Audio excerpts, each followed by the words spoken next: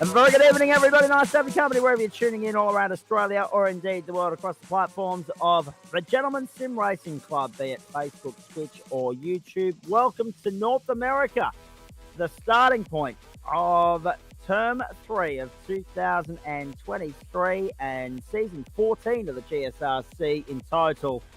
After a 2-week break, we're roaring back into life with our standard Monday night procedure and tradition. It is GT4, sponsored by Orbic, something new for this season, directly followed by Waste Options GT3. As was the case last season, different calendars for each of the two categories. So we'll do a little bit of server switching and venue switching between the two races. Format remains the same. It's 25 minutes. It's a sprint race. Canadian Tire Motorsport Park kicking us off for GT4. And it was one of our favourite venues last time out in Term 2 as well. Conditions looking good. 3 o'clock in the afternoon. And set there at about 15 degrees, but 40 on track. So it is rather hot on track, under rubber on the bitumen today in Motorsport. Now, there's the front row of the grid. It is Sam Muir and Trent Lavis. We've got Sam Chapman and Warwick Sharp from the second row. We've got Mikey Hammond and Jordan Malcolm from the third row. Greg Favell and Gary Cousins the fourth. Anthony Vismer and Nick Wood the fifth. Got to fly here, folks. Sorry, we're a little bit tight for time. Nick Fadialis from row 6 alongside Paul Wood. Row 7 is Dawson and also Knight. Row 8 will be a new name to the club in Danny Correa and also Matty Scholes and Liam Banks. Of course, my co-commentator for GT3 and Dale Sharp. Redwood Dixon, and the list goes on. We'll let that run through because the cars are coming into the start straight. The word on the ground is the Mercs are going to be hard to beat. Turn 3, Monday night motorsport, night 1 of a new term. Let's get stuck into it. Let's go. Restart. Run down to turn 1. Newer gets the jump, holds position, holds sway. Trent Lavis, the experienced old hand, back in the Aston Martin. It'll be interesting to see what that brings to the table. Sam Chapman a good start, holding on to third and fourth. 3 different mates in the top 3. The early stages at Canadian Tire Motorsport Park.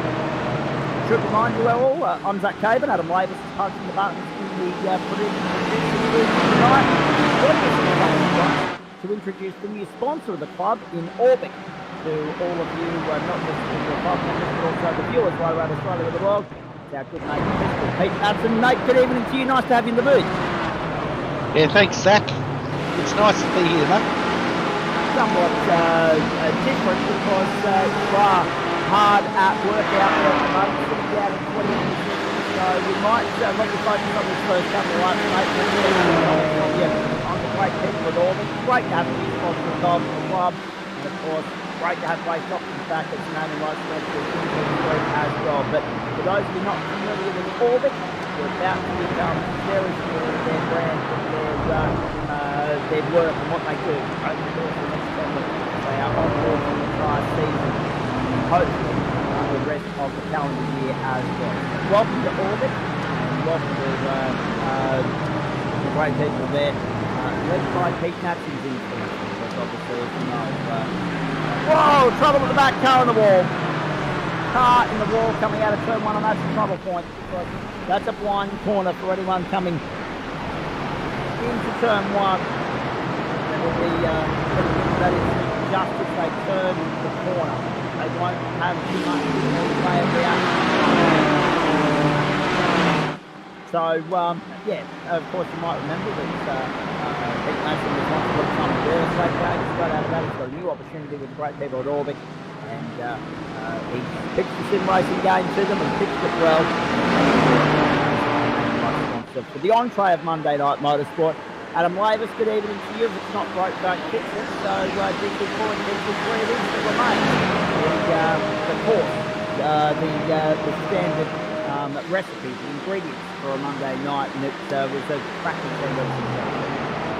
Yeah, pretty much last season was one of our most consistent seasons participation-wise. So we haven't mixed with the format too much. Most of the nights are pretty much the same. A couple of new cars. We've got the new Porsche and the GT3s tonight, and a new car and production cars and a new car on Friday. But other than that, pretty much status quo. Just the give the guys a second crack at if they came close to a championship last season, have another crack and see if they can get a plaque for the back of their chairs. Exactly. Good evening to Chester Ward tuning in. I see his name popping up there at the top of the screen. We're on lap 3 at Canadian Tire Motorsport Park. So Sam Muir is holding sway over Trent Davis and Sam Chapman. That hasn't changed. Great to see Warwick Sharp back on the grid. Michael Hamilton Jordan Malcolm. I'll tell you what, desperately unlucky last time out, last term. We hope the better fortune this time round. Fastest run of the way so far, Sam Chapman, 1:22.93. Oh, there goes Michael Hammond. He was worried last night in practice. He reckons that this is a track that suits him, so he's come unstuck, as he predicted. Not a track that suits him, but it clearly suits the fourth lap bars, and then we've got 5 in the top 10. They had 5 in the top 10 prior to Michael's demise. The artist elevated to the top 10 with Michael Hamilton spent Anthony Bismer in the Merc, Greg Belgians ahead of him, that's 7 and 6. Jordan Malcolm now moves into the top. It's great to have you back with us on a Monday night, ladies and gentlemen. Broadcast at times and details remain much the same for this season in terms of when we start. Oh, trouble car on the wall. Bouncing back into the traffic. That's going to be trouble as they come round on the main straight. Robert McGrath. Unlucky. Desperately unlucky. But what will be different is that there won't be as much consistency to the programming in terms of we're not going to be on air every Thursday night. We're not going to be on air every Wednesday night. A little bit of sporadic switching and hopping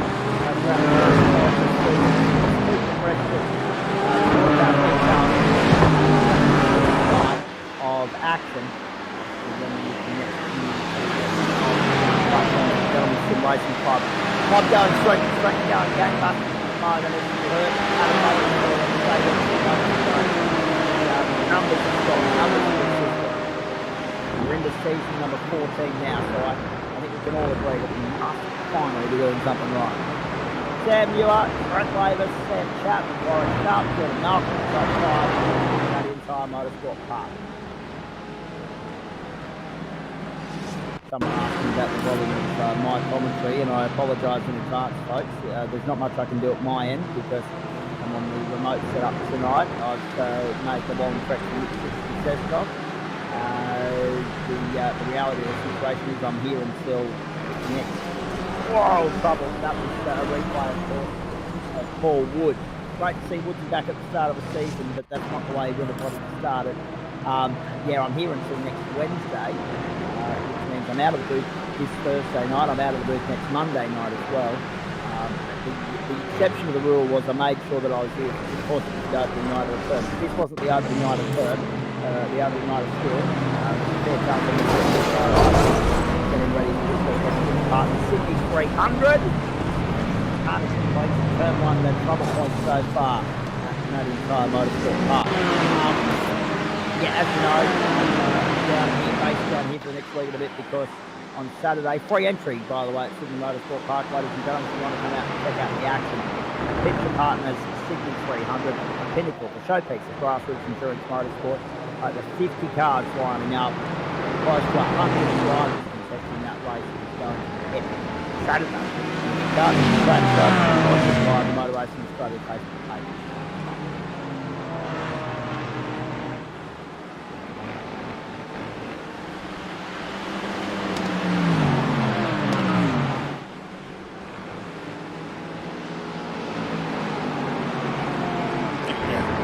Your fan club members here, Zach?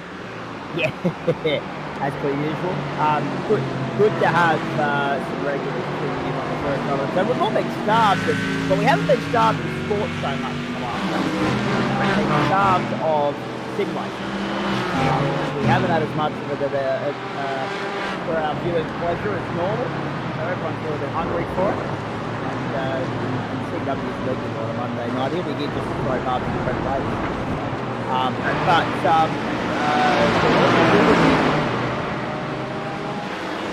that's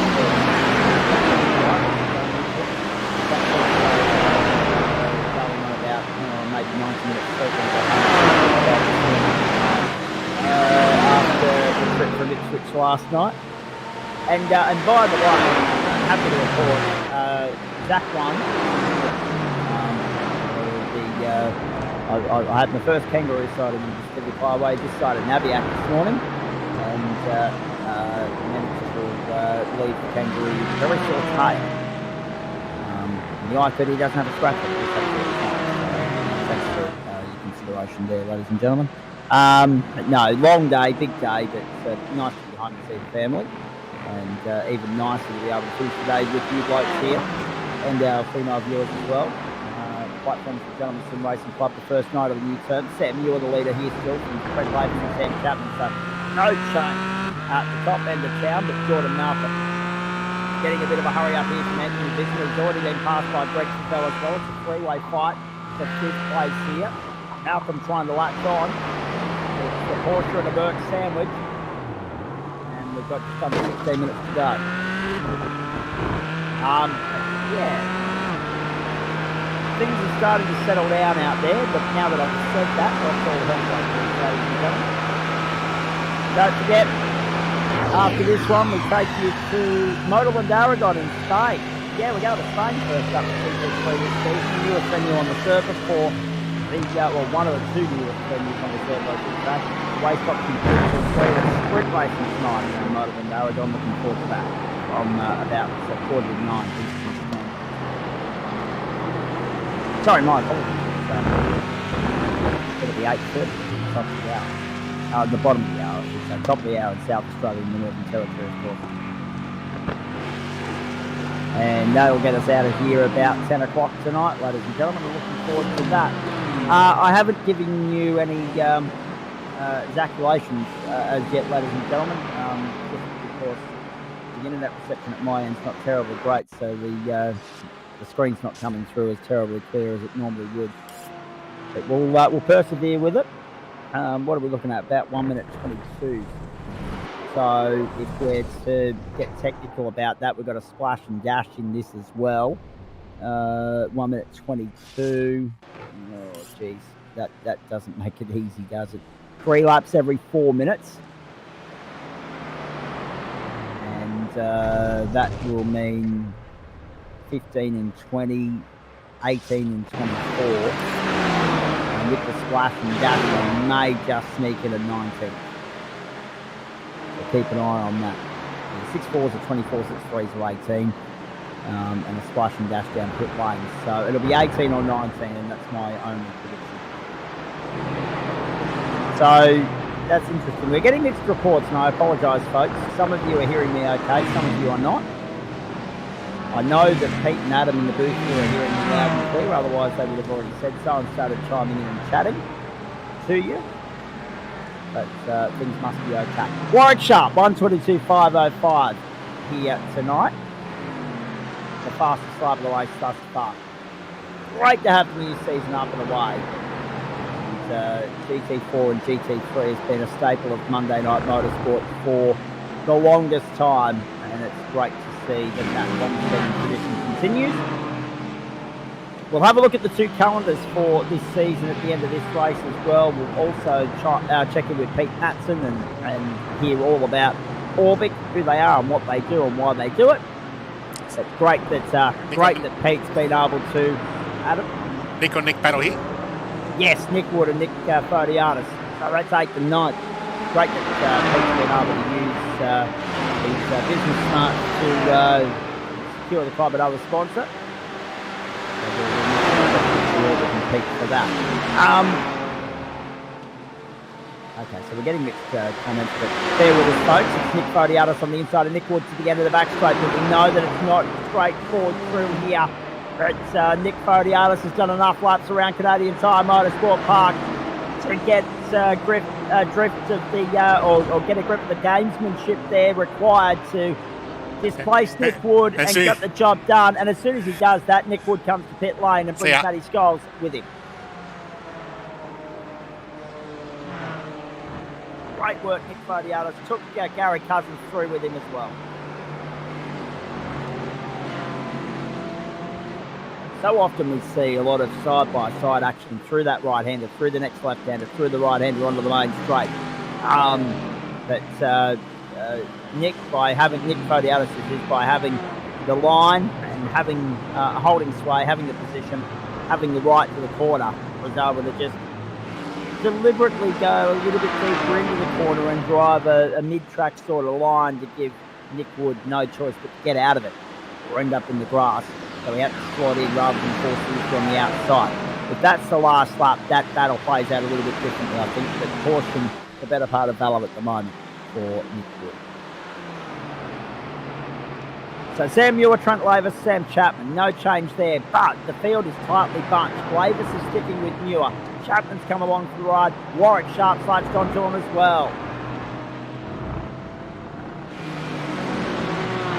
Yeah, the voice box will be getting a fair workout this week, so I've got to be a little bit calmer and collected about it tonight. But last time I said that, I went out and did a number on it because it was Formula V and TCR. Remember those days? I never went and did an XL Nationals that weekend at Morgan Park. No wonder I was running on 5 cylinders on the Monday morning. This will be the last of the normal terms of the season. There are only 2 of them. Terms 2 and 3, and then it becomes a cluster. Insert next word here. For term 4, and we all know why. Hello Queensland. Hello Western Australia. So interesting. Hello to Antonio as well. It's interesting. Jared's first of the pit stoppers. He's 36 seconds of the pace. I don't think he's going to come out with the lead group, but he'll probably be probably that gap there between Warwick and Greg Favell. So that's my guess of where Jared's going to pop back out once this all cleanses when these guys pit. And hello to Kate Appleston, who left a comment there earlier as well, folks. I'm leaving I'm opening up the GSRC stream on my phone tonight because I've only got 2 screens at disposal, not the usual 3. So if I'm a bit slow interacting with some of the comments there, that's why. So Kate, good evening to you, one of our great officials, trackside marshals, and not just trackside but also in the tower at many of the great state level racing events, grassroots events in New South Wales. Does a little bit of travel occasionally now that the borders are open and life's back to somewhat normality to places like Winton and the Grenfell Kart Club. I know they're redeveloping that at the moment. And has also visited the Sunshine State as well. So good evening to you, Kate. Good to have you on board. We're across the start-finish line. We're past the half-race mark. We're racing towards the end of this opening instalment of GT4 with thanks to Orbic for Term 3 of 2023. And have a look at this. This is the battle between Nick Fodiatis and Gary Cousins, the 2 teammates. The latter entries look really good. It's interesting because in the practice sessions we had over the weekend, Gary was well faster than Nick. So Nick's managed to find some time for tonight's race, be on pace with Gary here. So good to see the two gorgeous, and also Nick back in the traditional colours. So back in the fold. Right. Yeah, back in the traditional colours after a season of catching us off guard in yellow. We've had a lead change. Trent Lavis. Now, where's he got this done? Down the end of the back straight. This is exactly what I was talking about in regards to the battle between Nick Wood and Nick Fodiatis a few moments ago. Lavis went very deep, carried the speed, carried the momentum around the outside, put himself on the inside for the next corner, then exited mid-track to cover off the attack of Sam Muir. So Lavis to the front at Canadian Tire Motorsport Park. Muir, Chapman and Sharp in behind. Only the one change in the top 4 thus far.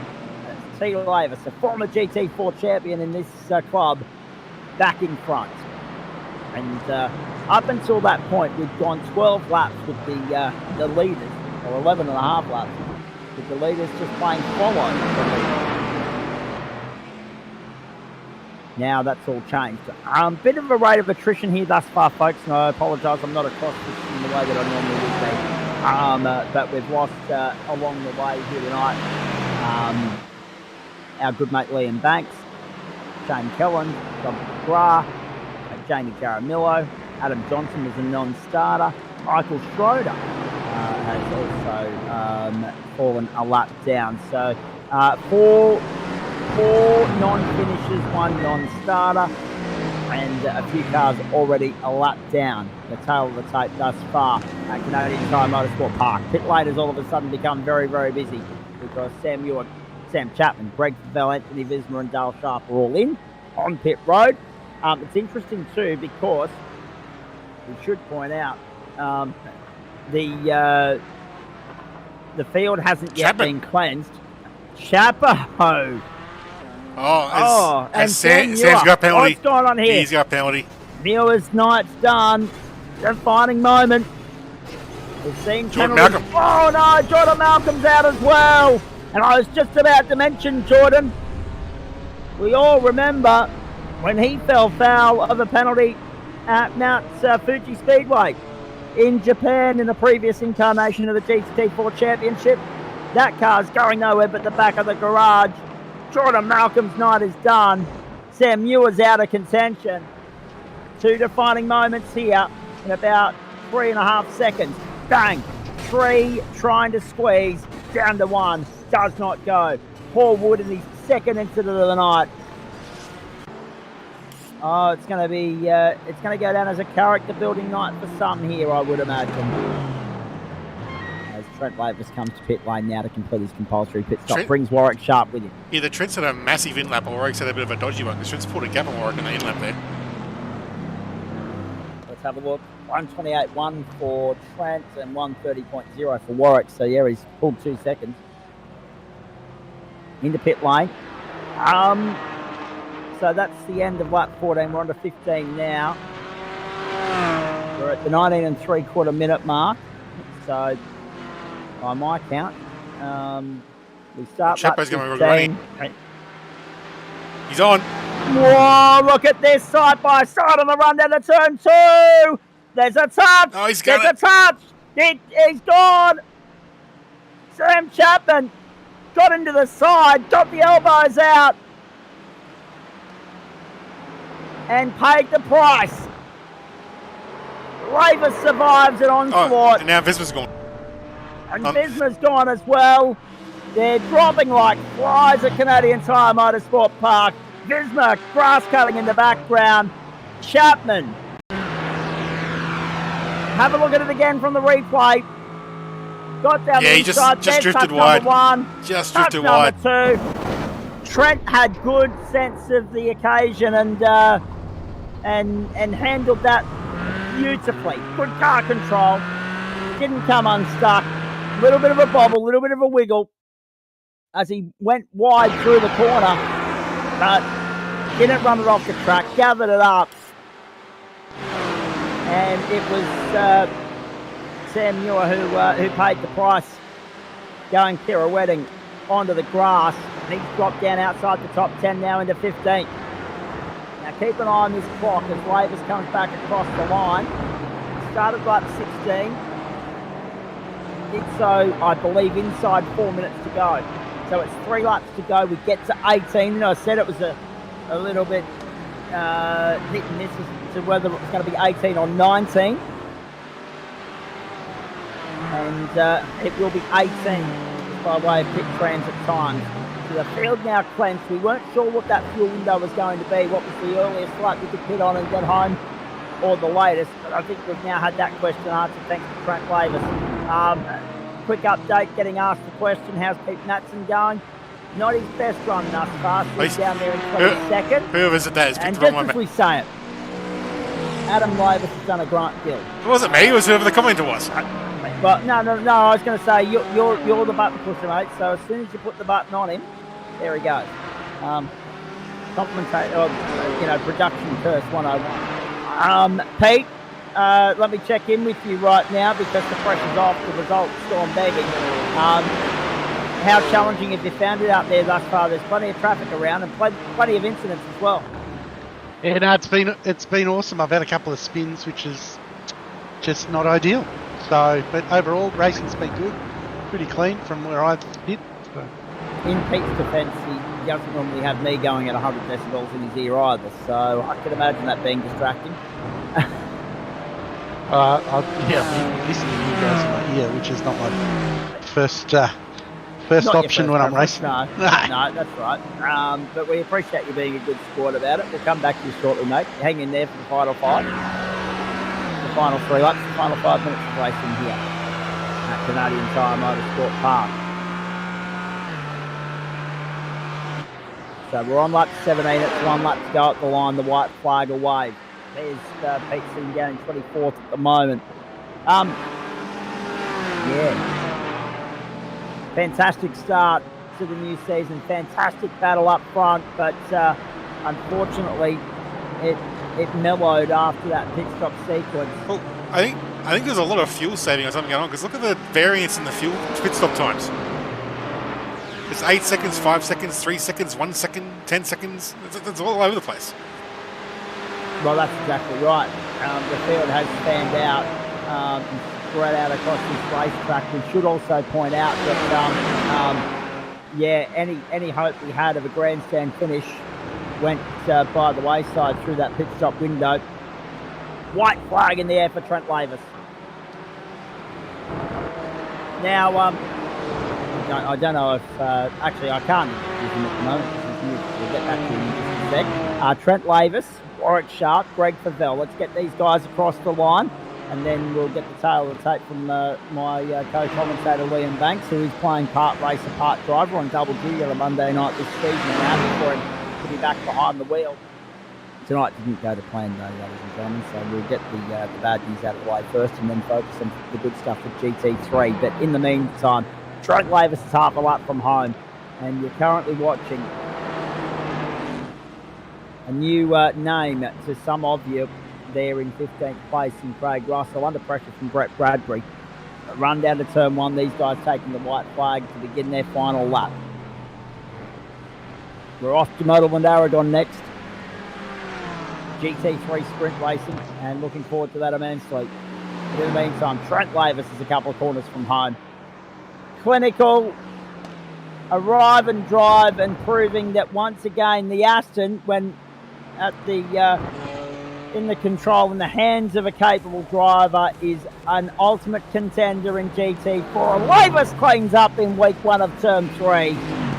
Night 1 of the new school season, the new school term. Well done to Trent Lavis, and he did school them tonight.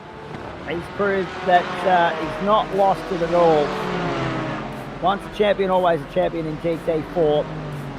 Arrive, drive, pick up where he left off essentially, and the Aston back in victory lane after last season was so rigorously dominated by Mercedes and Porsche. There's a BMW in Dale Sharp that's moved its way up into 6th place. The first is, have we got any McLarens out there? Anyone persevering with a McLaren? Yes, Adam Proctor, the old experienced hand of Adam Proctor, 21st place. Brendan Van Rennen a lap down in the other McLaren in the field. Here comes the logjam, congestion, traffic to the line. Not a grandstand finish at the front of the field. We were denied that, but Trent Lavis, Speed Home, Warwick Sharp, Greg Favell, Sam Chapman, Nick Fodiatis, Dale Sharp, Anthony Visman, Nick Wood, and Jared Knight. Gary Cousins made up the top 10. Daniel Correa was 11th. Then Richard Mitchum in 12th. Nice to see Mitch having a run in GT4. That's rare. Brian Bullock, Eduardo Zamora, and Sam Muir made up the top 15. Muir, Malcolm, Hammond, they all encountered trouble tonight. Hammond got back to 16th. Matty Scholes was 17th.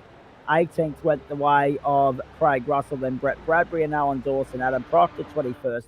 Jordan Malcolm a night to forget, 22nd. Then Pete Matson in 23rd, who wasn't without incident along the way throughout the course of 25 minutes either. We got to 18 laps. That was the expected minimum that we would cover as far as distance is concerned here. Got a few regulars standing by in the booth to have a chat to us. We'll get to them in just a moment. But there are the results on screen for those of you tuning in at home. And yes, hopefully you've enjoyed the first instalment of GT4 in season 14 of the Platforms of the Gentlemen's Sim Racing Club, night 1 of term 3 for 2023. Adam Lavis, I'll get a quick comment from you before we start talking to these lunatics. Let's be perfectly honest, that wasn't the greatest GT4 race we've ever seen. It had great moments, but it wasn't a grandstand finish in any respects because T. Lavis had a comfortable buffer at the front end of the field there. But, I mean, it was always going to be hard to try and match how good last season was, because we were spoilt for content, for spectacle, and for entertainment week in, week out last term. I think we just got ripped off a little bit because we could have had a Grand Slam finish. I think Warwick must have made a little mistake on his in lap that opened the gap, and he lost the slipstream of Trent. And then we had a bit of a taste of what the Sam and Trent battle could be, but Sam just drifted a little bit wide and over that little crest, got the little contact, and got a swap on and couldn't quite catch it. So unfortunately, a couple of little incidents there that robbed us of a Grand Slam for the win. But there was plenty of battles going up and down the field. Yeah, now, obviously, because I'm using this timing system on the laptop for the first time, I've got 1,000 different editing things that I've got to do during the intermission here in just a moment to fix it all up again and get it back how it was on the PC. I did forget about that loophole, didn't I? But in saying all of that, I mean, there were a couple of defining moments, and that 47-second stop for Sam Muir was one of them, and Sam Chapman's moment was another too. But all in all, a good spectacle. We had 4 manufacturers in the top 10, 4 Porsches, 2 Astons, 3 Mercs, and just the lone Bimmer of Dale Sharp, the constant performer for the BMW clan. Right, we've got Sam Chapman standing by, we've got Trent Lavis, we've got Warwick Sharp, we've got Pete Matson, we've got Nick Fodiatis. It's nice to have him back. And we've got Liam Banks as well. I'm going to start with you, Banksy. Nice to have you on board for the new season. Not content with just being a commentator on a Monday night. You're going to have your cake and eat it too, if I can use the expression this early in the season. Unfortunately, tonight didn't go to plan, though. Yeah, well, I think I deserve a cake, honestly. He's got tags on himself. No, I haven't done much racing the last year or so, I fancy these GT4s after watching them last year and being a bit slower, but they didn't fancy me tonight. Got caught up in somebody else's incident. Lap 3, which is nobody's wrong. I was probably could have avoided it, but out of practice. And then, went off on myself because I completely lost my rhythm. And it's such a rhythm track, such a difficult track to do first out. I'm sure all the other drivers will agree it's not a well-known track. Certainly, I'd never heard of it before I commentated on it, but it is incredibly difficult because you're in corners for 80% of the lap, and they're all really long corners and yeah, just hard to get right. But that's enough about my race. Happy to be here in the com box for the GT3. Going to be really exciting to see if anyone can take the fight to Denchi this season. I'm betting no, but just maybe. Sure. There's always hope at this early stage of the season. And let's move on to one of the real drivers, like Sam. I was going to say, back in the comfort of the commentary box, back safe. No one can frustrate you from here. Good work, Liam. Thank you, mate. We will check back in with you in a few minutes' time. We'll let you refresh, regroup, and take stock of what was and get ready for GT3. Let's work from the bad news stories to the good news stories tonight, if I may, gentlemen here. So we'll get to our old commentary colleague Nick Fodiatis in a moment for a top 5 finish, long overdue return to the top 5 for him. Let's bounce across him, go to his teammate Paul Wood. Woodsy, great to see you here at the start of the term. Unlike last term, for reasons already well documented, but a night to forget all the same. It's not often we see you in 2 incidents in 25 minutes. Yeah, the old Bailey laddered Aston did not suit me real well tonight. Just an unlucky night. One of those things, I think it just put it behind me and come back next week and see if we can do a bit better. But yeah, just getting caught the wrong place, the wrong time, and just unfortunate little bits of contact. And yeah, it was a very loose setup with this one, so once the back end got out, it was very hard to keep it under control. And I got bitten twice with it, but what do you do? It's how it goes sometimes. And in a field this size, on a track known to bite hard, when you've got another 15, 20 drivers heading your way, it was always more than likely that you're going to get clipped by 1 or 2 of them. Yeah, well, these I had to put on the brake as hard as I could. You just can't do anything in these cars. They just keep moving, and you're just like, please stop. But it's nothing you can do, especially once you get on the grouse as well. So it's unfortunate, but what do you do? It's just the fight back once you get going, especially on this track, because it is, well, it's a big track. It's such a small one, and once I got back out of the pits, I knew I was going to be in the middle of lap cars, and I was trying to make ground back up as best I could, as well as not interfere with their races, which makes it difficult. But I did the best I could until I come and start the second time, and yeah, we had that unfortunate bit of contact 3 wide on the main straight, and yeah, she was all over Red Rover. Let me commend you firstly on not, and here's a phrase I haven't used in a while, but it's common in iRacing circles. You didn't rage quit. We know 5 or 10 others that definitely would have after their second incident, but well done to you for persevering with it. You brought it home in 31st place. Very unlike Paul Wood to be that far down the order, but onwards and upwards to next week, mate. There's one drop round already burnt. You can only afford one more. Adam, at this point in time, let's have a look at the calendar if we can, just to let everybody know where we're going and what we're doing if you've got that information ready for us. There it is. Woodsy, if you can see the screen, mate, give me your thoughts on that. Watkins will be interesting. Nürburgring should be fun. I don't know how to say it. What is it? The Juarez, whatever it is. I didn't do real good last season that one, so we'll see how we go. But Great America, Willow Springs, or Virginia will be fun. Yeah, it looks like not a bad run of the season. I haven't driven Magny Cores yet, so that'll be interesting. But yeah, we'll see how we go. It should be. It looks like a good little season of tracks there. It should make for some good racing. So just hopefully have a little bit better luck in the coming weeks. As long as we don't get a safety car at Suzuka, because it'll be the shortest race in terms of laps ever completed in GT4, with thanks to the great people at Orbic. And Magny Quarter finishes off on September 11 as well for 45 minutes. So that'll be good fun. Everything else, 25 minutes as the standard procedure. The 2 new circuits, Willow Springs and Motorland Aragon, there rounds 6 and 8. And we should point out it is the MotoGP configuration of Motorland Aragon, because there is actually a tin top, a car racing configuration of the venue as well, and you'll see it in GT3.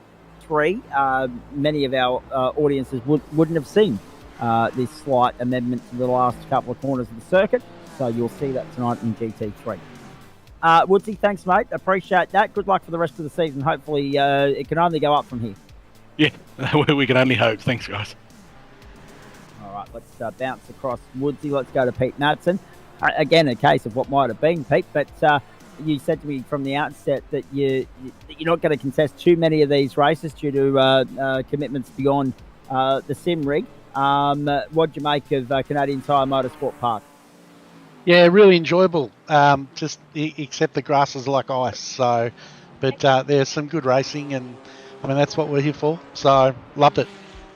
And at this point in time, we didn't get a real good chance to plug it at the top of the show, but great to have a new naming rights sponsor on board with the club, a new naming rights sponsor for GT4, and a new venture in your life as well, mate, your professional life beyond sim racing, your regular 9 to 5, and this is a bit of a different chapter to the old real estate days. Yeah, absolutely. And, Orbic are really excited to be on board, so they haven't done a lot of marketing, so this is going all the way to the States. They love it. I thank John for doing up the car. Like, it looks fantastic, and the overall objective is to offer some of the products that we've got coming into the members, and so they should be available from our internal site once we get that up and running. And the types of product that we have, Zach, is telecommunications, and so you got mobiles, tablets, we've got laptops, and mobile broadband stuff. So we're super excited, and actually I wanted to reach out and thank the members that gave the Orbic Facebook page a like, and just for that, Orbic gave us a tablet to give away to one of the lucky people, and that was Rick Vincent. So thanks, Rick, for the support and the thumbs up, and to all the other members, we'll have regular giveaways. So, but you have to like the site to get access to it. That's a given, absolutely. So telecommunications. So if you haven't heard of Orbic before, they're just another big giant killer in the telecommunications game, and we know how vital a role communication, be it telecommunications or anything else beyond that, plays. And it's only, and you highlighted it there by talking mobile phones, tablets, internet, etc. Communications is only ever growing and evolving, Pete. Yeah, absolutely, Zach. And the other part of the business is that we have to be sustainable. So when we pitch the club into the business, one of the things they actually liked was the carbon neutral sim racing. So I like it. yeah, it ticked all the bells and whistles. So yeah, so we'll see how we go for the season, and hopefully we'll carry on for the rest of the year. Pete, I'm just noticing that there's a couple of comments here with a couple of people doing what I would normally do, my job, and highlighting the big movers and shakers of that race. So I'll do that now, and I'll come back to you in a moment. Robert McGrath -12, Liam Banks -16, Paul Wood -19. Probably an idea that we turn that around and talk about the positive, eh? -16 for Jordan Malcolm, just to add insult to injury. +14 for Adam Proctor. +10 for Brett Bradbury. +19 for Craig Russell from the rear of the field to the mid-pack in 18th there. Well done. I think he gained more spots than anybody else. Eduardo Zamora with +11 as well. And Dale Sharp with +12 to get BMW inside the top 10. And he does it on a regular basis as well. BMW not embraced and loved as Aston Martin, Mercedes and Porsche might be, but Sharpie's persevering with it and punching above his weight with it as well, which is great to see. Hey, so Pete, obviously, if we're not going to see you terribly much on a Monday night, how often are we going to see you on the other racing nights throughout the course of the term, mate? What's the plan of attack, juggling your Orbic commitments with GSRC? Zach, it'll be as much as I can. So this is the de-stress. So get out there and race. And hey, I want to point out Craig Russell. He's the actual founding member of the club. So he's been away for probably 2 or 3 years, and now he's come back to the club and having a bit of a crack. So welcome back, Rusty. Where's the welcome back Cotter theme when we need it? Very nicely pointed out from you, Pete, because that was the detail that had slipped past me. So I appreciate you correcting us on that. And well done to Craig Russell as well. Hopefully the return is not a one-off, a cameo. Hopefully it's more of a regular occurrence and see him back here throughout the course of the season. Pete, thanks for that, mate. Great to have Orbic on board. Thanks for working hard to make that happen. The club greatly appreciates that, and looking forward to seeing you when you can be here throughout the course of the season. Yeah, thanks, Zach. See you when I see you. Indeed you will. Rightio. Sam Chapman, what happened, please? It was looking so good, and all of a sudden, third became fourth, and it all, I guess, came down to a couple of defining little moments there, late in the piece. Yeah, I think, one defining little moment really, which is me going to the side of the Treno. It was pretty good. Other than that, when Sam decided to stop for an extra period of time and ended up right beside him. But no, that corner through there, turn 2, it's always my Achilles heel, unfortunately.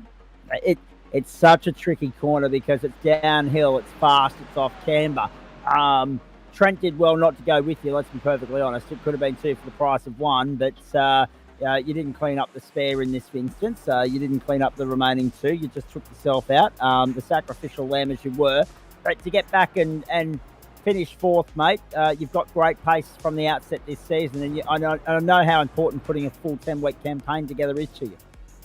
Yes, well, this season it's important to me. So looking forward to a full 10-week campaign. Yeah, I had good pace around here. I did a bit of practice over the weekend as well. I was a bit sick, so I didn't have much else to do. But yeah, no, that's just me trying to get it slowed down. But as that track pulls away, it sort of went about half a car length wide of the normal line there, and that was the end of that. So was that Warwick Sharp that just narrowly missed you there? Would have been, I would say so. Yeah, wow. And did well too. Evasive action. 10 points for reflex action from Warwick Sharp there. Hey, Chabo, while I still got you, mate.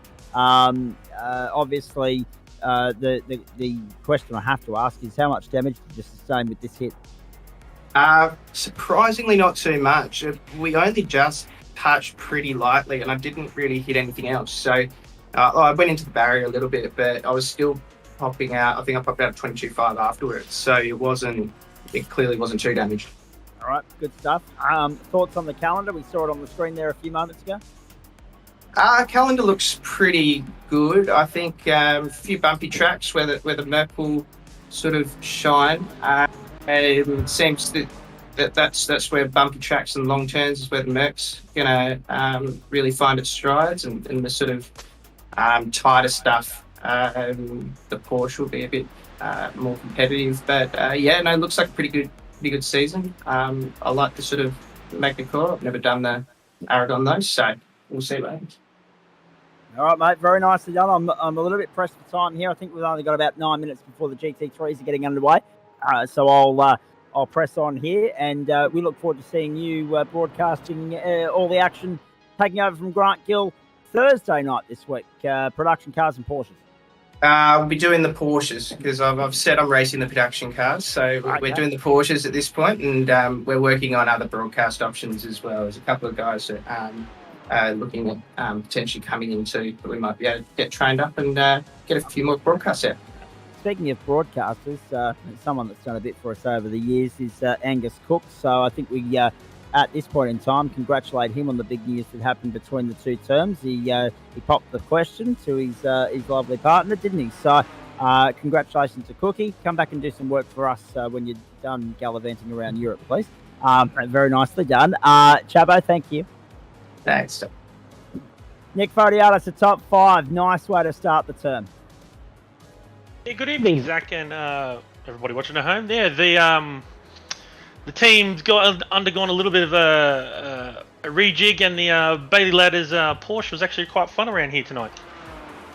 And Adam Lavis made comment that you weren't 100% there with it in practice last night, but all of a sudden you found some speed tonight. You maintained your consistency. You kept your nose clean, and you move up 6 spots and get a top 5 finish. And we know how valuable they can be after 10 weeks. Oh, look, it was the same speed as it was last night. It's just everybody started falling off. So first half of the race, I lost a lot of time behind some guys. They had a really good ding-dong with Nick Wood. Really respectful racing. It was awesome. But yeah, we just got caught up and passing each other. We slowed each other down, and the guys in front, the top 4, the top 5, really got away. So it was only going to be a top 10 finish, and then I did my usual thing, try and run the thing dry, and I leapfrogged a whole heap of people in pits and ended up in 5th. So I was happy with that. Yeah, I was going to say, you left your teammate Gary Cousins behind. He was following you like a bad shadow there for a few moments, and then all of a sudden he comes home 10th and you come home 5 ahead. Well, he was in front. He had a moment through turn 1 where I saw more of the side of his car than the front of it. Somehow I kept it off the wall, and we kept going. But yeah, I jumped him 2 spots there, and then he was on my tail before the pit stops. All right, very nicely done. Are we going to see you, like Pete Matson pointed it out, Adam Lavis pointed it out, you're back in your traditional colours tonight. Is that going to stay that way for the next 10 weeks? Oh, mate, it was the highest placed red car, of course. Very nice. There's guys trying to show us how to drift a Porsche. Very nicely done, and that gifted you the spot, obviously. Yeah, and then I had a really good battle with Nick Wood here too. Did. So. And really respectful as well, Nick. In fact, a nice little bit of gamesmanship, racecraft 101 as you executed your overtaking manoeuvre at the end of the back straight. Oh, look, he was having troubles in the spots that I was stronger and vice versa, so it was just really about capitalising on what you could do. Seems to me we always race really well. Had to just have a look there and just try and just see what I could do. He's a really strong racer. And yeah, we had a really good race. Dale Sharp as well. He was catching me at the end, and he's very consistent, as we all know. Always up there. So yeah, those guys where I'm around. I'm not in the top echelon, not the top 5, but I'm up there with these guys and having a lot of fun doing it. Yeah, and that's the main thing at the end of the day. Wouldn't be P5, but yeah. Listen to the friendly barbs already coming in from the race winner as well. Nick, Motorland Aragon and Willow Springs coming onto the calendar. They'll be the great equaliser, the new challenge that awaits everybody. Looking forward to them. Yeah, look, myself and my team have already done some testing around there. Again, I'm not the fastest, but I aim to be the most consistent. So, yeah, I've been practicing my pit entry. So, yeah, let's see how we go. All right, mate. Very nicely done. Got to fly here. Thanks for stopping on by for a chat. Can't wait to catch up with you as the season goes on. Well done also to Trent as well. Indeed. Let's get to him in just a tick. Warwick Sharp, to you first. Well done, mate. Great to see you back. That's point number one. And back in contention. The mistake for Sam Muir in pit lane, the mistake for Sam Chapman on the track. And after persevering and sitting there patiently, just minding your own business in fourth, I think actually third it might have been early in the piece. You come home in second, mate. Yep, sure, Trent got away from you, but consistency is key in a championship like this, and you managed to come home in second on the first night of the term. You've got to be happy with that. Yeah, look, I enjoyed it. I don't know how many races I'll do this season, but I'd had a good week in the official, so I thought I'd give it a go. Pretty much I set the car up with a bit more downforce than probably the guys in front. So it's pretty much I need that draft to stay with them. But, it gets me through the tighter parts of the track well, and that's what I've used all week. So I thought I'll just sit there, just see what happens, see if anyone falls off the track. And as it was, two of them did towards the end. I mean, I had the scare coming around with Sam, but I saw him from early out. So it was a case of just seeing whether he was going to keep rolling backwards or not. But probably closer than I liked. But no, it was good fun. And on the subject, you say you're not sure if you're going to do the whole season, but in saying all of that, I have to ask the question, where else can we expect to see you popping up and having a crack in the other championships on offer over the course of the next 10 weeks? Probably not much. I've sort of really taken to the GT4 at the moment. So I'm pretty much doing all my racing in that, which probably showed tonight that, where I was running in it. Yep. So I'm actually really enjoying the officials in it. So I'll probably pop up in the GT4 occasionally, but not sure if I'll pop up anywhere else. All right, copy that. And I take it that comes back to time constraints and commitments popping in elsewhere, just compromising your ability to commit to the whole season? Yeah, of course it does. And then as the year kicks on, when the other half of the country decides to wind the clocks forward, it gets even harder. That's right, because you're over there on the other side of the nullarbor. That's right, yes. 2 hours behind at the moment, and then 3 years behind later. Yeah, okay, copy that. Thanks, Warwick. Well done, mate. Great to have you back on track, mate, and nice to see that you've not lost any of your touch. A very nice, solid hit out from you tonight. Look forward to seeing more of that throughout the season. Thank you very much. And on the subject of picking up where you left off, Trent Lavis, former GT4 champion, the Aston Martin back on top of the summit. There'll be a few people watching that thinking, hang on, where was the Aston last term? Because the Mercs and the Porsches dominated proceedings. But nice to pick up where you left off, essentially. Yeah, mate. Yeah, it's good to get the Aussie Racers green weapon up the front there, repping the boys this year again. So, yeah, it was a pretty cool race there with Sam and well, both Sams actually, isn't it? That's right. Yeah, you were in a Sam sandwich there for a little while. That's right, a Sam sandwich. Yeah, it's a good one. I like that. Might break that one out later on. Sorry. You could just call it a sandwich. That's right. Yeah, That's exactly. Right. No, it was good. Yeah, the racing with the boys was super clean, super respectful as always. Got a good run on Sammy down the back straight there and put the move on. He covered nicely, but somehow managed to hang around the outside out there, which is probably not the wisest move in the world, but somehow managed to make it stick and then had to defend like all buggery to try and keep position there at the front. And he tried to do the undercut, but unfortunately, I think he buggered up the pit stop. He disappeared off the face of the earth, so which is a shame because it would have been an absolutely cracking race, especially with Mr. Chapman there coming out and getting a good strategy play coming out of the pits a bit earlier and coming up the hill. But a bit of a shame there that he accidentally spun himself there going through turn 2. But left him heaps of room, but yeah, he just pinched the brakes by the looks of it and just lost it, which kind of sucks. But is what it is. But glad to have got the win and kicked off where I left off.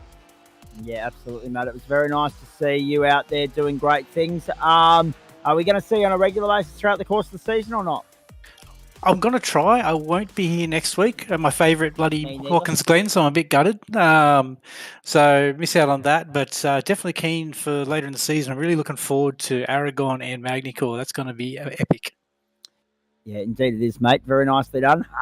Quickly before we let you rock and roll as well, I'm expecting that if you're at home in front of the telly on Saturday night, you'll be watching the Sydney 300 because when you look at the honour roll of those 300 events over the years, you managed to win 2 in the space of 6 months, did you not? I managed to win 3 on the trot, I think. and almost won 4 on a trot. But it's a shame it's not happening much up this way anymore. But yeah, hopefully one day I'll have enough money by backing and things like that in a car that's suitable to be able to do it all again. That'd be great. Yeah, absolutely. Of course, teaming up with Dylan Codhill and Callum Watmore, 2018 at 2018 at Lakeside Park and 2019 at QR. Very nicely done. So what else is on in sim racing circles for you over the next 10 weeks? And what about the real world as well? When does that fire back up for you? Sim racing wise, open book. I've had a fair bit of a break off it, just focusing on work and things. But real life, at the moment, I sold Bumblebee in the hot hatch cars. Unfortunately, it's gone on to a new owner, which hopefully has a good life there. And the S15 is actually hopefully coming back to life with the help of Mum and Dad. They're going to come up in a couple of weeks, and we're going to get stuck into the Sylvia. I've got a donor engine for it, ready to bolt in and start setting it and put it on our show for everyone. All right, mate. Very nicely done. We're going to let you rock and roll because we've got GT3 standing by those cars lining up. So we'll leave you to it, mate. Thanks for stopping on by and having a quick chat with us. Well done on the race win.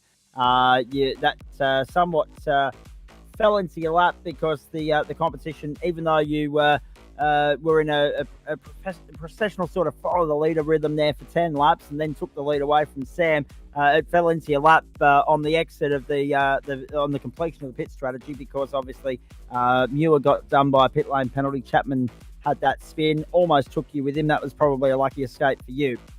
But now the result of that is that you managed to bring it home comfortably under no pressure at all. So well done on that, and look forward to seeing you on track next time. Thanks, Sid. Appreciate it. Good luck with the call. Thank you. And on that note, Liam Banks, I'm going to let you run through the grid here, my friend. Good evening to you. That's your first up assignment, just while I catch my breath. Monday night, Motorsport, GT3, Motorland Aragon. Venture into the unknown for these GT3 competitors, their first challenge of the new season. Yeah, absolutely. And Matty Dent just got a new challenge, a new car this season. Said he was going to try and win it in every car. And this season he's running the McLaren by the looks of it. And of course, he's chucked it on pole with Brock Kelly alongside him on the front row. Second row is Richard Mitchum and Richard King. So Richard's all around on the second row. Simon Cox and John Wright, 5th and 6th. Jared Knight in 7th, following up from the GT4s. Jeff Adams in 8th. Nick Wood in 9th. And Glenn Arnott at the back of the top 10. Behind him, we have Chuck Fung Wong, who I think is new to the pros. I think he was in the amateur split last season, so welcome to the pros, Chuck Fung Wong. And in 11th, very respectable. Daniel Birchnell is in 12th, Wayne Hewitt in 13th, Andrew Dutch in 14th. Then behind them, we've got Holgerson and Wooden in 15th and 16th. Chiplin in 17th, Hill in 18th, Hooper in 19th, and Rob Hill at the back of the grid in 20th. Oh no, there's more. Apologies. Just a few more. Carew in 21st, Dickinson in 22nd, Jennings in 23rd, and O'Loughlin in 24th. And actually at the back of the field for Frog Leap Juiced Racing. Yeah, Liam Reston and Dave Riddell there on the back row as well. So normally coming down here, ladies and gentlemen, is the main difference between this configuration of the circuit, Motorland Aragon, and the configuration that you see with MotoGP. Where the witches' hats are, that's where MotoGP would enter the last corner.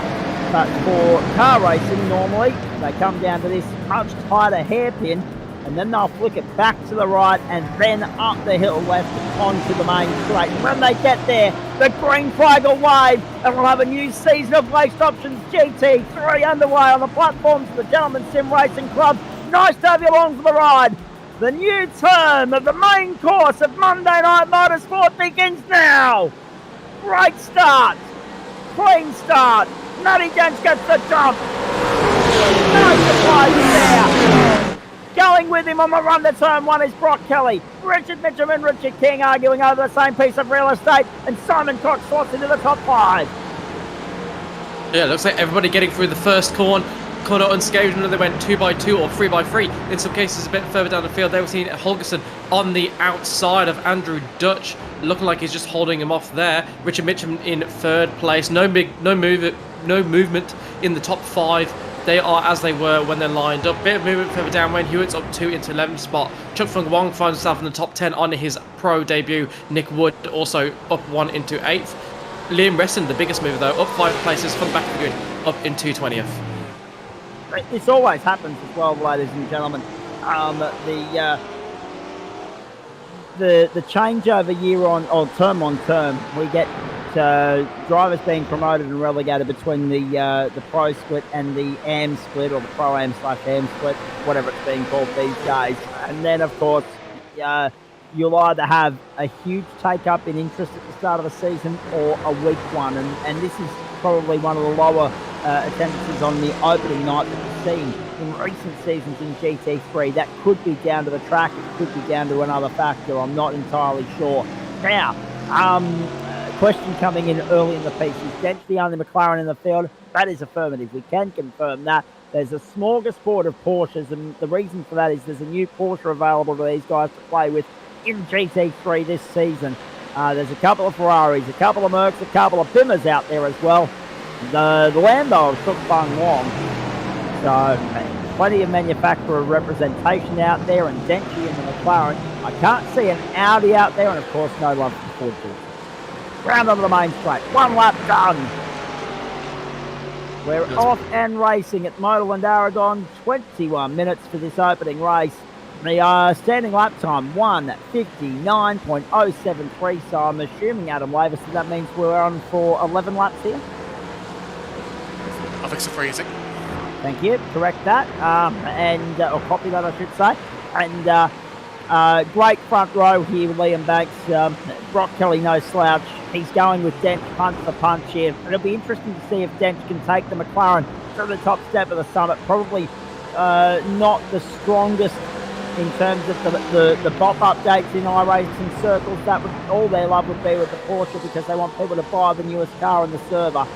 If anyone can win with a weaker car, it would be M. Dench. We've seen what he's done in an Audi. We've seen what he's done in a Lambo. We've seen what he's done in a Merc, a Porsche in the past. And now we get the chance to have a look at what the 6-time champion is capable of in the McLaren. I can't wait to see him in a Bimmer at some point either. Yeah, I think Matty Dench would stand a chance if he was driving a rusty wheelbarrow, to be fair. He's just about that good. If you slapped the GT3 sticker on it, so he didn't know it wasn't a GT3, I'm sure he'd take it to the podium. But the one weakness he has had, and it's only a very, very slight weakness, has been the sprint races. And that's what we've got round one. We've got sprint races here tonight, which means this is a prime opportunity to try and get one over Matty Dench, because we know how good he is on those longer races when there's a bit more strategy comes into it. Very much a thinking driver. Probably could have gone with a little bit more thought going into that corner for Jonathan Hooper there, just not realising that the car in front of him was checking up and all just a little bit clumsy. Well, we're going to watch what happened to Glenn Arnott here. So again, just the car in front hitting the car, 2 cars in front, and Arnott not able to adjust and just going into back of them. Really easy to do, but yeah, looks clumsy all the same. And now we're watching Hodgson, and I think we're back to live pictures. That's the review of the people that have had incidents so far, just the 2 major incidents to show you. Matty Dench almost a second ahead of Brock Kelly now, so Brock Kelly is just about hanging with him, but won't want to fall much further back. Not at all. Through they go once more. This is a great mix of fast and flowing, sweeping corners and tight, technical, tricky, challenging corners. This Motorland Aragon circuit, as I said, most famous to our audience for hosting around the World Motorcycle Championship. That changes this year. Of course, MotoGP not visiting the Motorland Aragon this year, instead opting for, well, they were originally trying to go to Kazakhstan last week, and that fell through. That didn't come to fruition. They, of course, will go to India, to the Bud International Circuit, former host of an Indian Formula 1 Grand Prix back in the day. Later in the year, and that meant that their relationship with Aragon, dating back to 2010, had to end. So look at the barbecue boys have been in the paint shop over the break. Gone a little bit more purpley away from the, still a little bit of pink on there, but a bit of purple on there as well. So it's a little bit just putting the pink on the grill and charring it up a bit, and nice and shiny. Yeah, if that was if you had a state that colour, you'd be pretty happy, I reckon. Beautiful. And there's another move from Lee Reston. He's up 9 spots, so I wonder what his true pace is, because he definitely didn't put a lap in qualifying, and the way he's cutting through this field does make me wonder just how quick he might be. A 1:59.2 on the last lap. That's about a similar pace to Jared Knight in 5th, and that was with an overtake or two. So, yeah, it's going to be interesting to see what we can do in clean air. 3 wide on the run down to the hairpin. That's not going to work. So interestingly, got race stickers here. Current EM split champion from last season, running the 01. Getting a nice move there done on Adam Chipwood. No shortage of overtaking manoeuvres or opportunities for these guys on this circuit either, gentlemen, which will be a talking point when we get to the invert of the top 10 at the start of race 2. 37 minutes ahead of them there, particularly for Dench. He can work his way through the 30s. Already 2.1 to the good, though. Richard Mitchum's got by Brock Kelly, and that, Alan Holderson coming unstuck at turn 1. Brock Kelly back to 3rd, Richard King to 4th, stays where he started. Jared Knight up into 5th place, up 2 spots. Simon Cox and John Wright down a spot apiece, 6th and 7th. Nick Wood is 8th, up 1 spot. Jeff Adams down 1 spot, and Wayne Hewitt up 3 spots, rounding out the top 10. In a Merc this time round, not a win. So Brock was wide out of turn 3, got himself a slowdown. Just gave Richard a nice easy pass. Yeah, gifted too, essentially. Top speed somewhere in the 250 or 260 kilometre an hour bracket around this circuit, depending upon the car you're driving at the moment. That's the data that we've got on our timing screen here that I can forward on to you, ladies and gentlemen. Lap 4 of 11 here at Motorland Aragon. Close enough to a 2-minute lap time, so the next race will be 19 laps, give or take, I would imagine. There will be, of course, a splash and dash requirement there, but I think 19 is good fishing. It's 18, if you remember. It's 35 minutes, not 37. Oh, yeah, copy that. Yeah. Oh, yeah, okay. You make that mistake every time. Well, yeah, I still argue that we could probably squeeze 19, but that's another story. Down the main straight we go. Matty Dench. Well, actually, hang on. Let's actually have that argument, because here you've accounted for the extra minute at 21 to get us 11 laps. So there's no consistency there, if you ask me. I had to do some guessing because there wasn't much data for Aragon because it's a brand new track. Right. I took advantage of my. I took advantage of my because it was I got like it was like a I think it was like 10.9 something. So I was like, that's close enough. Fair enough. Yeah, good call. I must admit, gentlemen, that 2-week break went far too quickly for me between being Crooked Brookwood in the first. Oh, here we go. Moved down the inside. Nicely done. And that is Jared Knight moving up into 4th place. The GT4 champion last term, now going out in pursuit of a GT3 title. Up into 4th, displacing Richard King. Richard drops down 1. Jared's up 3 thus far, having a good run to start the campaign. The key here, Liam Banks, is consistency, staying out of trouble. If you can do that throughout the course of the season, keep your nose clean and just bag those consistent results, you'll often end up being surprised with how well you do in the overall scheme of things.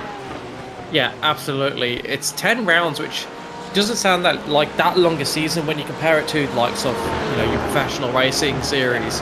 But 10 rounds is plenty of time for luck to even itself out, and you get 2 drop rounds, so you are rewarded a little bit for taking a bit of risk. You can afford to have those 2 races where you push a little bit too hard and you don't get a result.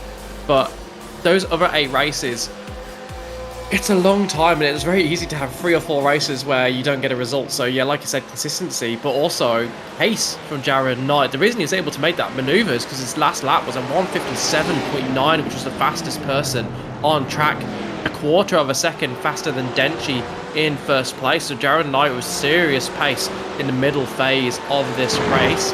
Interesting to note also that Brock Kelly unable to drop Richard Mitchum at this point.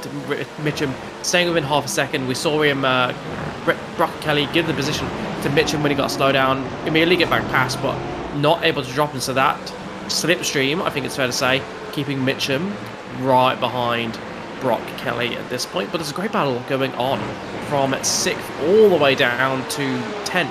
And that's Simon Cox, Wright, Wood, Adams, and Hewitt. All of them within about half a second of each other. And that's what we got on screen. There's probably.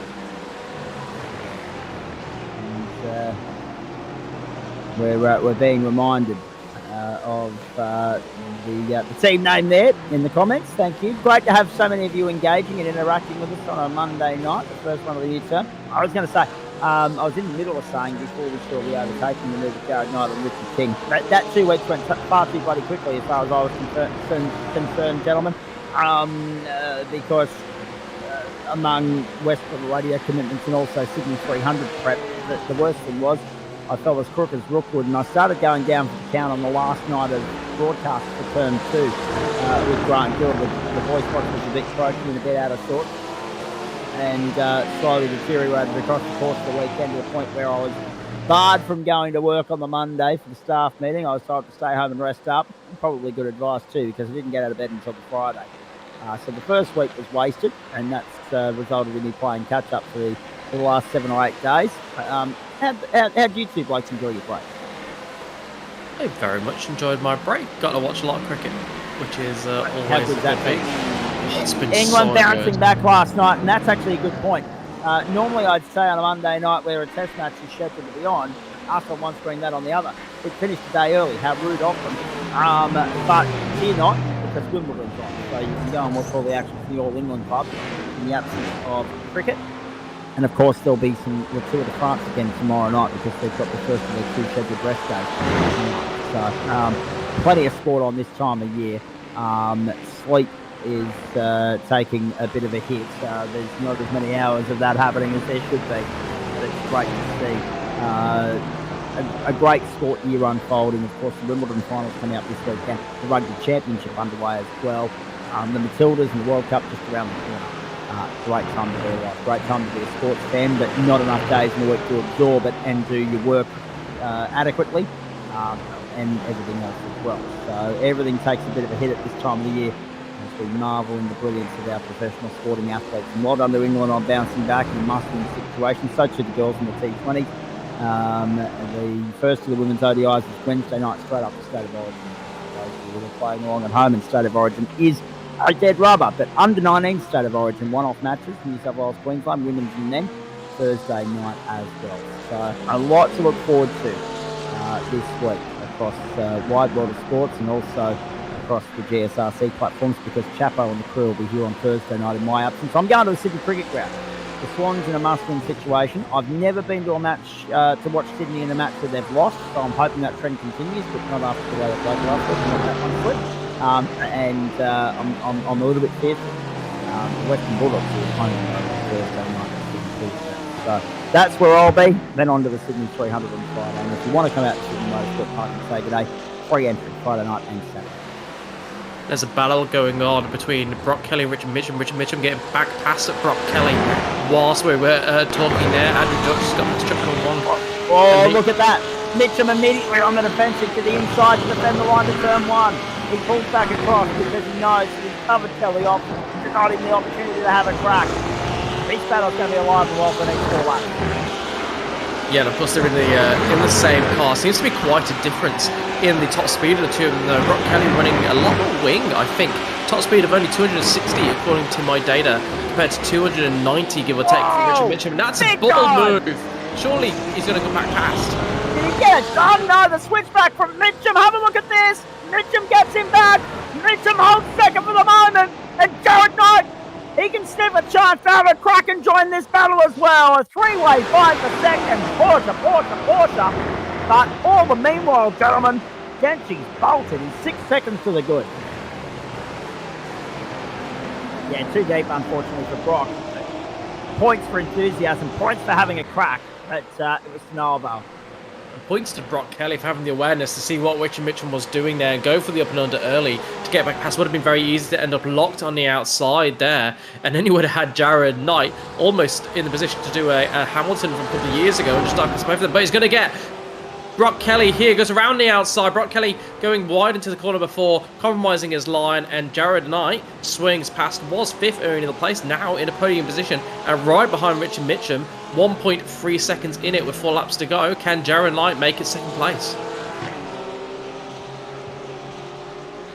Yeah, I agree with that statement. Brock just getting a little bit hot under the collar, not as composed as it could have been, and I think that's what cost him the position to Jared Knight, was how aggressively he was attacking Rich and Mitch. And it'll be interesting to see. He's got 4 laps. Can he just cool down a little bit, get rid of the red mist a little bit, and just get back to his normal self? Because we know his normal self has got the pace to finish ahead of Jared Knight and Rich and Mitch. And based on what we saw earlier in the race, Hatstrick from Wong getting a really big squirrel on in the middle of that corner, trying to tame that beast of a Lamborghini, the only person in the field to brave the Lambo in the pro split, but it's working for him pretty well. 13th on debut would be a decent return, although that is 2 down from where he qualified after a stunning qualifying that put him on the fringes of the top 10.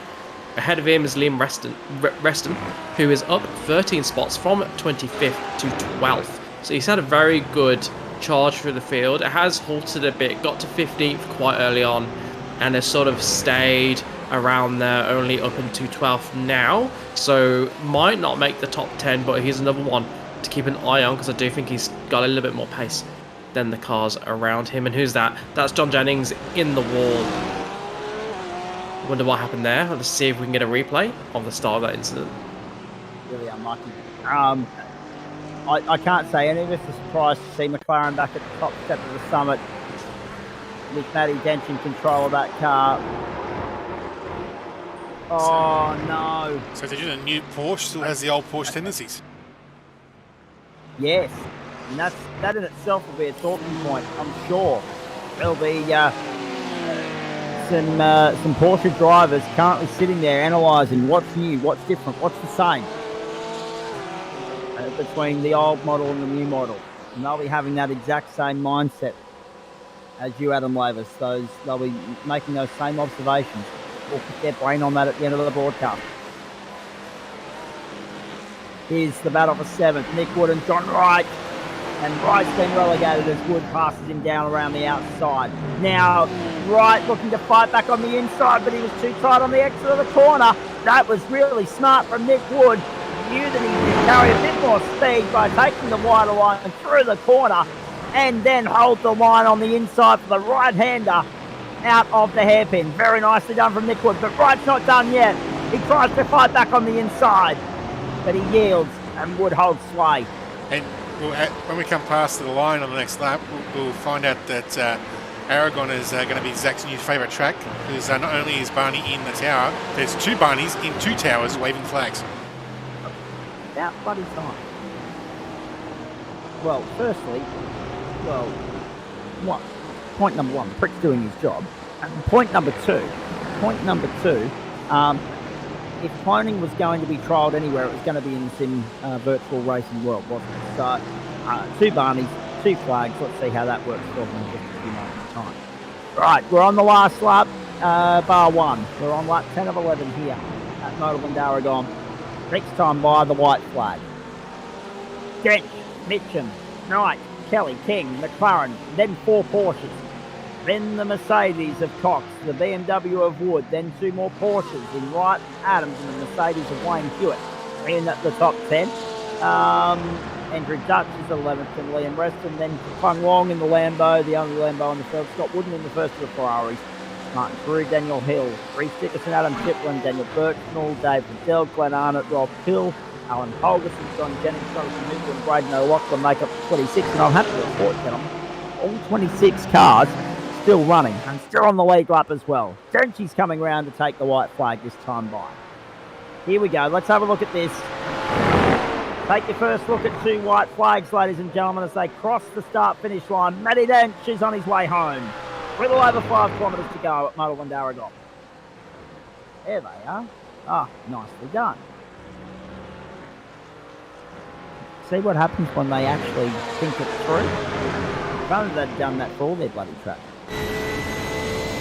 Makes our job as commentators easier. There's no doubt about that. Have a look at this. The battle for 12th is on. Andrew Dutch and Liam Reston. thought Reston was going to go for a move on the inside at that corner halfway down the straight, but he just let off the accelerator, decided to stick behind Andrew Dutch instead. So he must think there's a better opportunity to overtake later in the lap, otherwise I'm sure he would have gone for it. And just while watching this call out that battle for the podium spots, second, third, fourth, seems to have been called off over a second between each of those three drivers now. So it looks like it will be Mitchum, then Knight, then Kelly for second, third and fourth. However, this battle from 8th down to 12th is raging on. Liam Reston at the back, Dutch ahead of him, and then Hewitt, Adams and Wright at the front of this group. One mistake for any of these five and you are outside of the top 10, finishing in 30th place at best, because it is so tight between these guys. Can't afford a mistake, and it's so easy to make a mistake around this track. All the elevation change just changes how the car handles each and every corner. Some corners a bit more oversteer, some corners a bit more unsteer because of that change in undulation, changing where the center of balance is for the car, and really hard to get around somewhere like this without making a mistake. And you mentioned the key point there as well, Liam Banks. This is a 5-way fight, 8, 9, 10, 11 and 12. That means 3 winners, 2 losers. 3 men get the invert up to positions 3, 2 and 1, and 2 will remain 11 and 12. And at the moment, those that are being left behind look like they'll be Andrew Dutch and Liam Reston. Main straight, checkered flag. The more things change, the more they stay the same. New car, same result. Dutch, the number 1, stays on top in Waste Options GT3. He picks up exactly where he left off 3 weeks ago, but he does it in the McLaren, which will be all the more satisfying. What a challenge it's going to be to go with him, punch for punch, throughout the course of the next 10 weeks. Yeah, he won by a margin of 7 seconds and only an 11-lap race. That is a statement. Over half a second faster than the rest of the field. He put a second on the field every 3 minutes, Liam. It was a 21-minute race. He put a second on the field every 3 minutes. The guy's just incredible. We've said it so many times. What a legend. But can he make use of his pace when he's starting from 10th in the next race? A lot of fast drivers, hard track to overtake at, as we saw. Yeah, could be and we know how much of an Achilles heel sprint racing invert situations have been for him in the past. Yeah, probably because he doesn't get enough time racing wheel to wheel with people, because no one can keep up with him when he starts towards the front. That's a fair point. What about that? Matty Dench back on top of the summit. And Barney, like a boss, absolutely he was. Finally, Barney's doing a good job of not only being visible with the flags he's waving, but actually waving. So, there's actually even more to it, so both Barneys waved the white, but only the finish line Barney waved the checkered. Okay, so that's an interesting thought.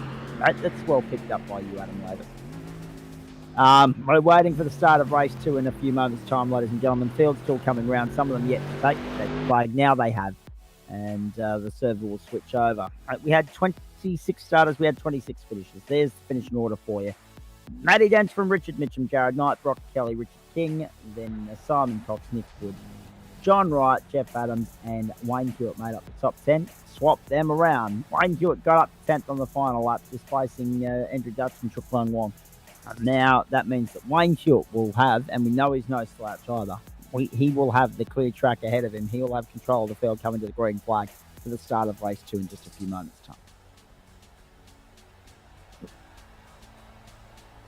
Well, we've got an opportunity. Let's thank the people that make it possible for us to do what we do here on the platforms of the Gentlemen's Sim Racing Club for the first time this season, if we may, Adam Lavis. And they'll be coming across the bottom of your screen right now, ladies and gentlemen. Waste Options, of course, can't do it without them. Great to have them on board. Orbic, the newest supporter of the club. Blackout Electrical Solutions, great to have them on board once more. Login Systems. Astute, of course, Finance, Insurance and Wealth in East Brisbane. Great to have them back on board for another season. And Fisher and Dorwood. Oh, that was fun. A great result from Matty Dench. Now we wait to see what he can do from 10th. Early predictions on what you expect to play out here over the course of the next 35, 6, 7 minutes playing back? Yeah, I think we're going to see Dench coming through the field. as much as I tried to throw some fuel on the fire and add a bit of doubt into whether we can do it. I don't. Over half a second quicker than the rest of the field. It's going to be really tough to keep him behind. Maybe the likes of Kelly or Mitchum, if they get through the field quickly and Dench takes a few laps, might be able to hold him back. But I don't see anyone stopping Dench. What will be interesting to know, I think, is the battle for the podium positions.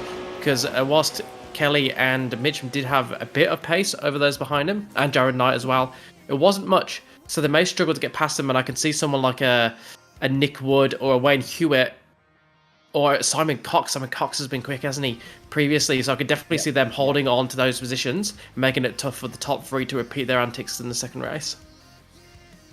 Cars lining up in position now on the back straight here at Motorland Aragon, getting ready for race 2 of the program. Third race of the night. The opening night of the new term, ladies and gentlemen. The opening night of Term 3. Week 1, Night 1, 2023. How good's this been so far? One of the newest venues on the server. We will see Willow Springs a little bit later on the season in the Orbic GT4 Championship. In fact, Adam Lavis, quickly, let's chuck up that calendar for Waste Options GT3 if we can. Virginia International Raceway next week, then on to the Circuit de Spa-Francorchamps the week after, so 2 60-minute races back-to-back. Then on to Zolder for sprint racing. That'll be interesting. And Road Atlanta as well. I'll be missing Road Atlanta, unfortunately. It's round 5 I'll be missing Adam Lavis, not round 4. My apologies, I've given you a bum steer there. Circuit de Barcelona, the Grand Prix circuit there, so another trip to Spain coming up. Then the Circuit de Las for 90 minutes. Sprint racing around Phillip Island. And then 2 old favourites to finish us off. How good's this going to be? 60 minutes around Mount Panorama. And Road America for 90 minutes. New bloody beauty. Sprint racing, of course, in rounds 1, 4, 5 and 8 in this campaign. So a sprint round around Phillip Island. We know the sort of racing that Phillip Island is on any given night as well. Rightio, we're set for start here. Wayne Hewitt has control of the field. The safety car will peel off the race beyond. Once that green light, that green flag waves, we get down to business. We get stuck into the work of sorting through the next 37 minutes here, ladies and gentlemen. Waste Options Monday Night Motorsport as far as the GT3 series is concerned. The main course, the feature race. Let's get to work. Green flag flies at Aragon. Clean start, great sound. Not a clean start. Oh, no trouble! Turn 1! Oh, and they've gone everywhere, and guess what? I think Denji's caught up in that as well.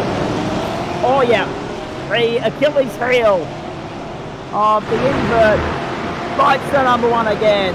I wouldn't be surprised if they chuck the yellow there and deploy the safety car, because that is just an enormous mess. So somebody's checked up on the run into turn 1 and chaos has ensued just as Wayne Hewitt was leading the field to green.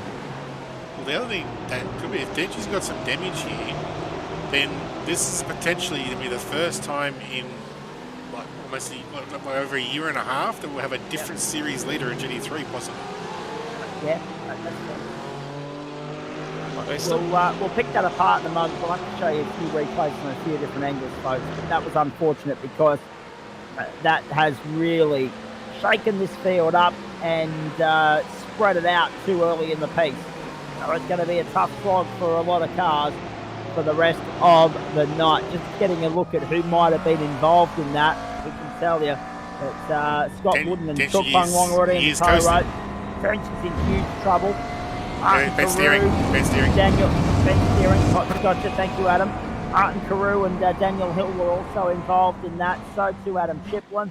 Jeff Adams down 15 spots as well. Enormous carnage at Aragon. No safety car deployed. It's fair game. These guys are racing under green flag conditions to the end of the back straight.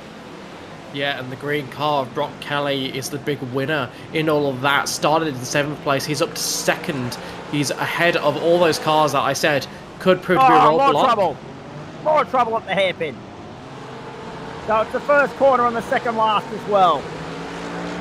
So they're bringing this field unstuck. Rob Hill hustled out wide there. Yeah, they were so well behaved. There'll be a few bent panels and a few dirty elbows after this one, Liam. Yeah, I think they were so well behaved in race 1, and they've evidently got some pent up anger or some sort of issues, and they decided to let it all out in race 2, giving us plenty to talk about. I think it's going to take us the rest of the race just to dissect what happened in that first corner. There were so many cars involved in it. But yeah, Brock Kelly, the big winner, up to second. He's right behind Wayne Hewitt, the last obstacle between him and a potential victory. Daniel Birchnell's up 10 spots. Glenn Arnott's up 12 from 22nd into the top 10. Matty Dench is in the pits, so he just took it around and brought it back to the pits without towing. And Liam Reston in the pits as well, so he's another damaged car. I tell you what, given we've already lost 5 cars, if we lose 5 cars every 2 laps from now to the end of the race, it could be pretty lonely by the end of the by the final lap. That's right. What happened? Uh-oh. Jeff Adams. Just went steering hard left into the wall, into the oncoming traffic. And a lot of that traffic was coming into the blind, coming out of the blind left-hander here. They had nowhere to go.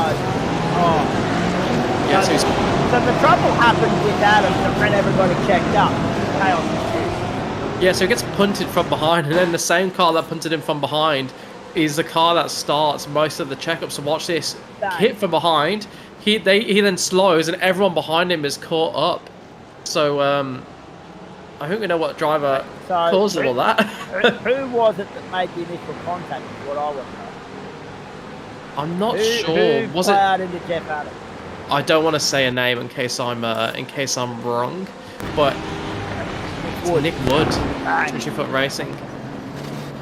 So there'll be an invoice to pay for him, I would imagine. Yeah, you can understand why he's slowed down. Not necessarily for the entirety of the chaos, but certainly for the initial contact that sent Jeff Adams into it.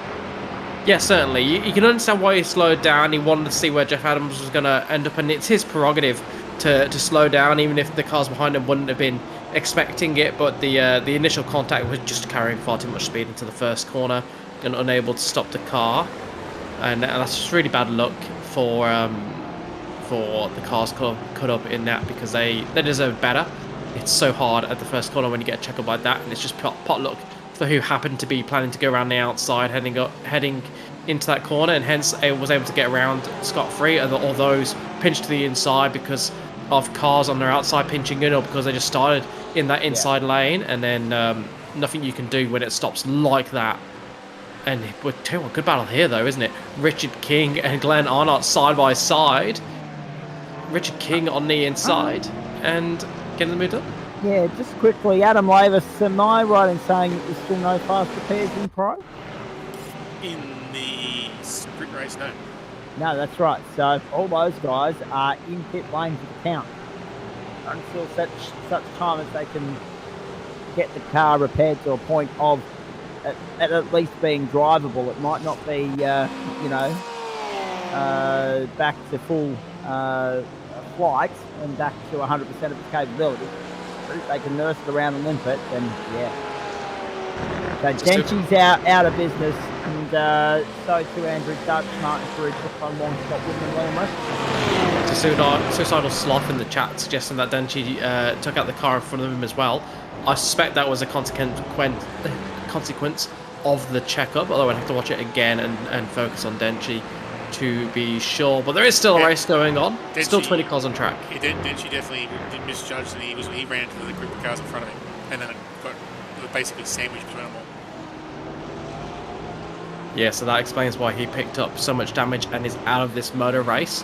Still in it, Wayne Hewitt still in the lead of this race. He's got Brock Kelly within half a second behind him. John Wright 2 seconds behind Brock Kelly. Nick Wood in 4th. Jared Knight in 5th. We know he's got mega pace, so it'll be interesting to see what he can do from there. Only 3 seconds off the back of Brock Kelly and Wayne Hewitt. Brock Kelly's just taking the lead of the race. And you'd have to say that he's in. Oh, yeah. There'll be a couple of invoices to pay on that. I mean, at one point, race control might have to turn a blind eye to what happened beyond the initial contact, because the initial contact is what set off the chain reaction. And they'll be sifting through that tape with a fine-tooth comb, I would imagine, after the fact tonight. Adam. Liam, go for it. they might have to take a leaf out of the stewards from the Austria race and the F1's book and just give everybody penalties, like they're going out of fashion. But see, we've gone beyond the point of no return in motorsport. It's all the runoff areas. Of course they're going to push it to the bloody limit. If it was gravel, I think that'd just straighten them out a little bit, sort them out. But or wall. Just put a wall there. No, that's I'll make every permanent racing track look like a street circuit. Just put arm-cone concrete up the side of the track, and it's good. I like it. Yeah. Expensive exercise, but practical. It'd send a message. It's not great for the fans when you've got a wall in the way, but yeah, that's a fair point. We don't pay race control enough, and they probably aren't in the position to drink as much as they would need to. I mean, it'd make you want to drink, sorting through some of those moments and making those tough decisions. But they are the unsung heroes of the club race control. They ensure that everything's dealt with hard and fair. They certainly are. And if you are sat here and you love judging people because it's fun to judge people, get yourself into race control. There is a little bit of money involved to compensate those that do it.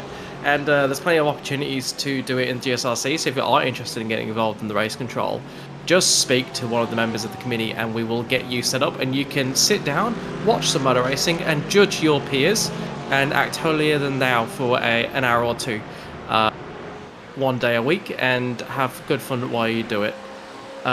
Somebody having good fun in this race is Brock Kelly. So we got past Wayne Hewitt a couple laps ago. It's Paul II on him, 157.9 last lap. The only man faster than him on track, Jared Knight, but Jared Knight's now stuck behind Nick Wood and is in 5th place. So 4 cars between him and Brock Kelly at the front of this race. So at the moment, this race is Brock Kelly's to lose. And great move. Job down the inside. How about that? Forceful, but it got the job done. It sent the message. Well done, Brock Kelly. Wayne Hewitt second, John Wright, Nick Wood, Jared Knight, Simon Cox, Richard Nixon, Reece Glenard at the top 10. Arnold up 12 spots, Holgerson up 10. Hooper up 11 spots at the moment. They're the big movers. Brock Kelly up 6 spots. The seas have somewhat parted for him. He's now in a position to either drag Wayne Hewitt along for good measure or just clear out, check out, and claim the race honours here, the race win. May have been a little bit. Denchi's back coming in a lane, so he's going to come back out and get his points. So he'll be looking to get just a couple of points here and there, just in case he has another drop round. But good to see here. We got, even though it may have been at the expense of some of the guys in that first lap kerfuffle, Reece Dickinson, the Karen M split champion, top 10. So jumping up to the big boys class and straight into the thick of the action. Yeah, absolutely showing that he belongs up here. Was phenomenal in the amateur championship last season. That's what earned him his promotion, and making the most of it at the moment, as was Chuck Fung Wong, who had a strong result in the first race, but got cut off in that first lap incident in the second race. I just want to go back for a moment to that move that we saw Brock Kelly do on Wayne Hewitt. We had a motorcycle track and it looked like a motorcycle manoeuvre, didn't it? Something straight out of MotoGP, that kind of late block pass. Don't see it in car racing too much, but boy, did he pull it off. Indeed. Matty Jack can still be classified too, boys, because he's only 4 laps down, or 4.5 laps down. It was very MotoGP like. Accelerate through the first corner, sacrifice the second corner, jumped up. But 13.5 is the threshold, so you need to complete 14, which if he stays out there and doesn't run into any more trouble, he will be able to do. Oh no, off goes Glenn Arnott. Glenn Arnott with a monster moment, a wide run.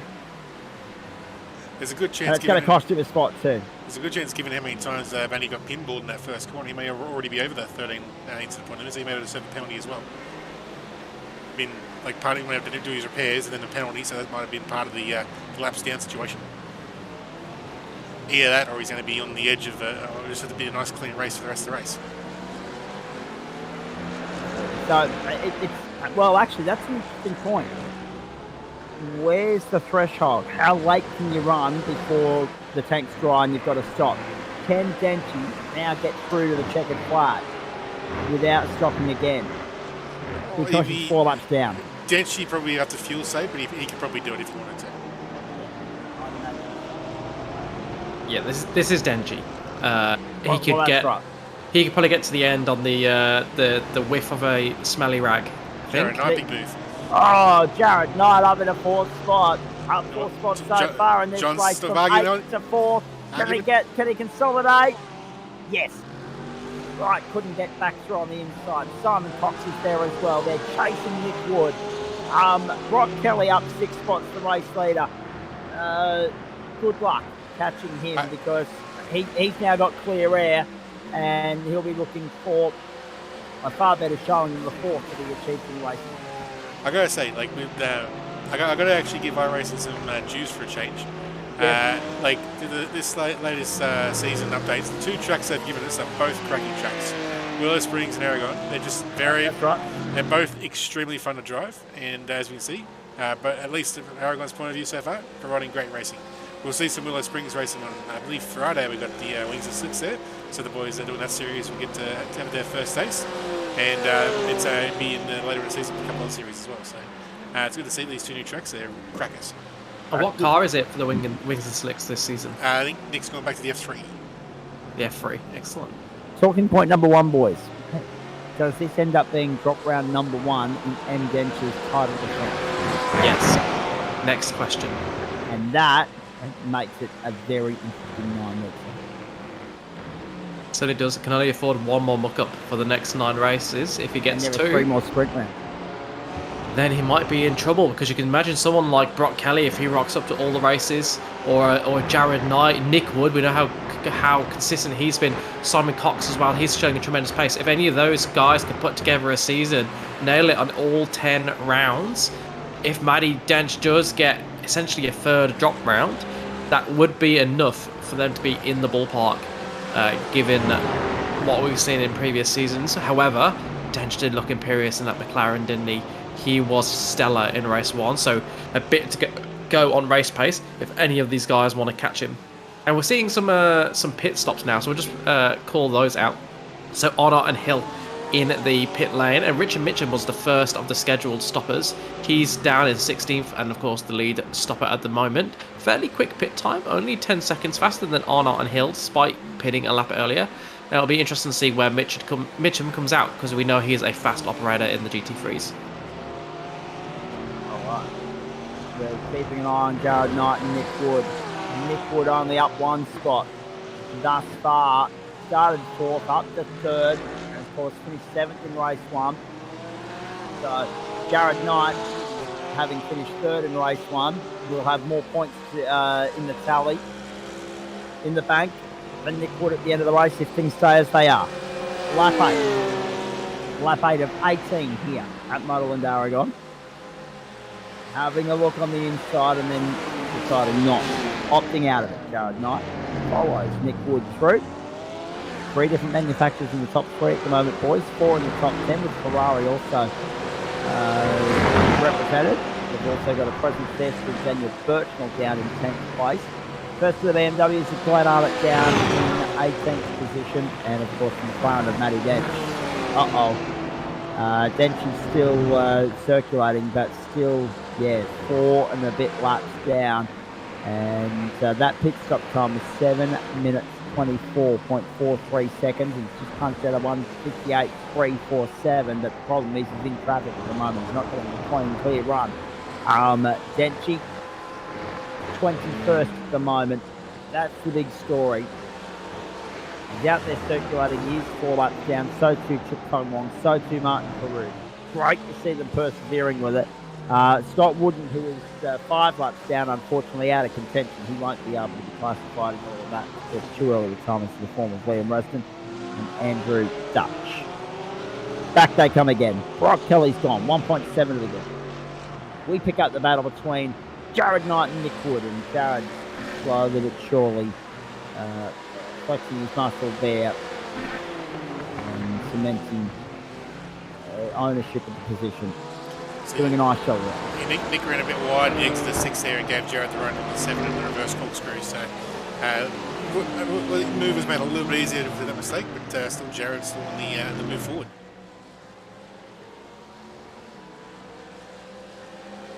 Yeah, only one car between Jared and Brock Kelly now, and that's Wayne Hewitt, who's done a tremendous job, I think. Started from pole, so he was 10th in the previous race, and only just 10th. There were 2 cars right behind him as he crossed the line. And he's absolutely capitalised. He's still in 2nd place, only 1.9 seconds behind the leader. His pace is fantastic. Wayne Hewitt's doing a stunning job. Yeah, he was actually 6 tenths faster than Brock last lap, and his best lap is exactly the same as Brock's. So something's switched in Wayne Hewitt's brain. I don't know if it's just seeing Brock Kelly or the cars behind him, or just that adrenaline you get from being at the front of the field. But he's really found some pace in race 2 in his lapping. Like, his good value for being in that position. He's there on pace, not just because he started first, but because his pace justifies 2nd place at the moment. Yeah, he's there on pure merit. I mean, sure, a couple of things have had to fall into place for him, like the fact that he was lucky. He had a get out of jail free card, if you like, and a bit of an escape at turn 1. He didn't get involved in all the argy-bargy, hip and shoulder that unfolded there. That really did help in the greater scheme. So the pits, some of the guys taking their opportunity to pit now, half race distance. But in saying that, sometimes in this game, as you both know, and you know from experience both on this side of the fence and in the sim rig itself, you got to buy a little bit of luck in this game, okay? You do. I mean, just look at Hamilton in the F1 looking into a podium at the expense of our boy Piastri. McLaughlin, Dave Riddell, and Martin Carew as Adam Lavis was rightly pointing out on pit lane. So Dave Riddell's been there for 4 minutes and 20 seconds, so he might not play any further part in the proceedings here. Martin Carew can't be classified whatever happens from this point forward, nor can Scott Whitten, because they're both 5 laps down. And 7 laps down for Andrew Dutch, who's already parked up for the night. There goes Dave Riddell. Like you said, Adam. Doing a number on his tyres. The same thing we've seen from the old Porsche in the new Porsche. Mid-corner oversteer. In the fast sweeping corners too, like the ones where you sort of get that bit of weight transfer. If you use a bit too much steering lock or you're a bit too aggressive, the rear doesn't swap around you. Name a more iconic duo. Porsches and mid-corner oversteer. Although it obviously can be tamed, as we see by Brock Kelly. He's keeping the speed and just trucking along. With great pace comes great mid-corner weight management responsibility. And Brock Kelly is handling that responsibility perfectly, as is Jared Knight in 3rd. He's closed that gap to Wayne Hewitt down by a second since we last caught up with him, so he's well on track to chase down Hewitt before the end of this race, unless Hewitt can recapture some of the pace he had a little bit earlier in the piece. Mind you, it might be less about Wayne Hewitt's pace and more about Jared Knight's pace. A 157.7 last time round, the only driver in the 157s, and most drivers in the mid to high 158. So Jared Knight absolutely killing it right now, and that gap is tumbling like a cheese down the hill in Yorkshire. Yes. Well, you can basically see that. So you got 5 laps to go. He would have been when he caught Nick and had a couple of that battle. And then you finally got past Nick, 3 laps to go, and then it's a steady climb towards the Hewitt. Yeah, I tell you what, wasn't the crowd up and about last night and heading a great atmosphere there as England called one back in the Ashes series. 2-1, and we wait now with bated breath for July 19 on the start of the 4th test from Old Trafford in Manchester, and then of course onto the Oval for a potential decider or dead rubber, depending upon how it plays out in Manchester. Brock Kelly the leader, Wayne Hewitt second, Ryan Luck 11. Those guys haven't pitted yet. In fact, top 12 yet to stop.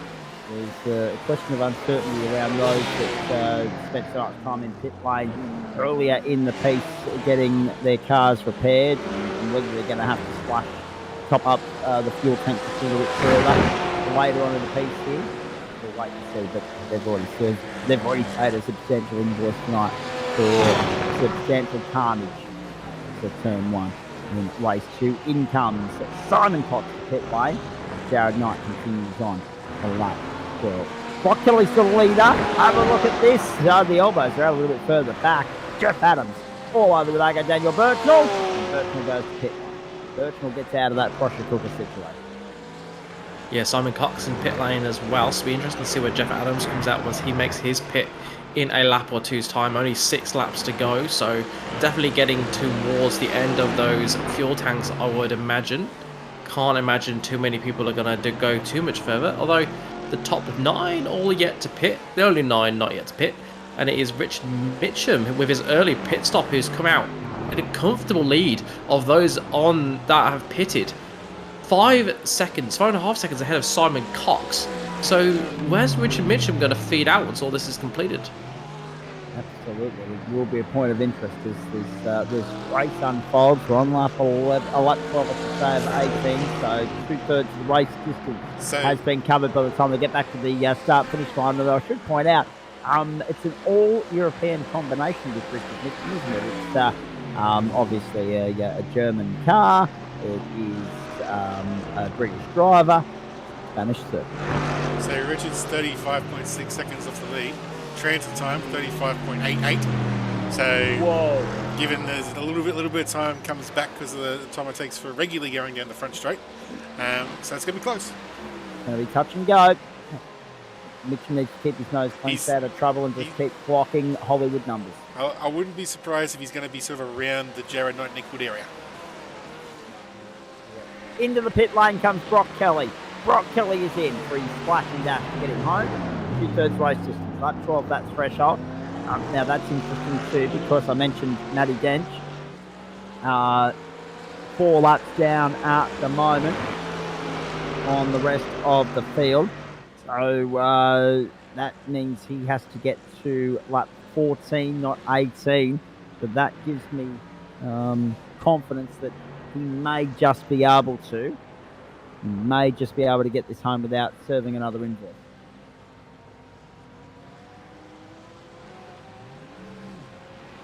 Pit lane very busy at the moment. Hewitt Wood are both in, so too Wright, King and Dickerson. So Richard's actually going in front of Wayne. Yes, Richard Mitchum gets out in front of Wayne Hewitt, Nick Wood and John Wright. Simon Cox rejoins in 8th. He's basically himself up in the 2nd. So yes, essentially we're staring at another battle, the race win that will feature Richard Mitchum. His battle with Matty Dench and Hockenheim will live on in folklore. That was phenomenal. I think the battle for the victory, I'm going to contradict you there, I think battle for victory might just be beyond him with the 5-second gap to Brock Kelly, who's made the pit stop. But the battle for the podium position certainly on, given the gap between Kelly and Jared Knight was around 4 seconds, wasn't it?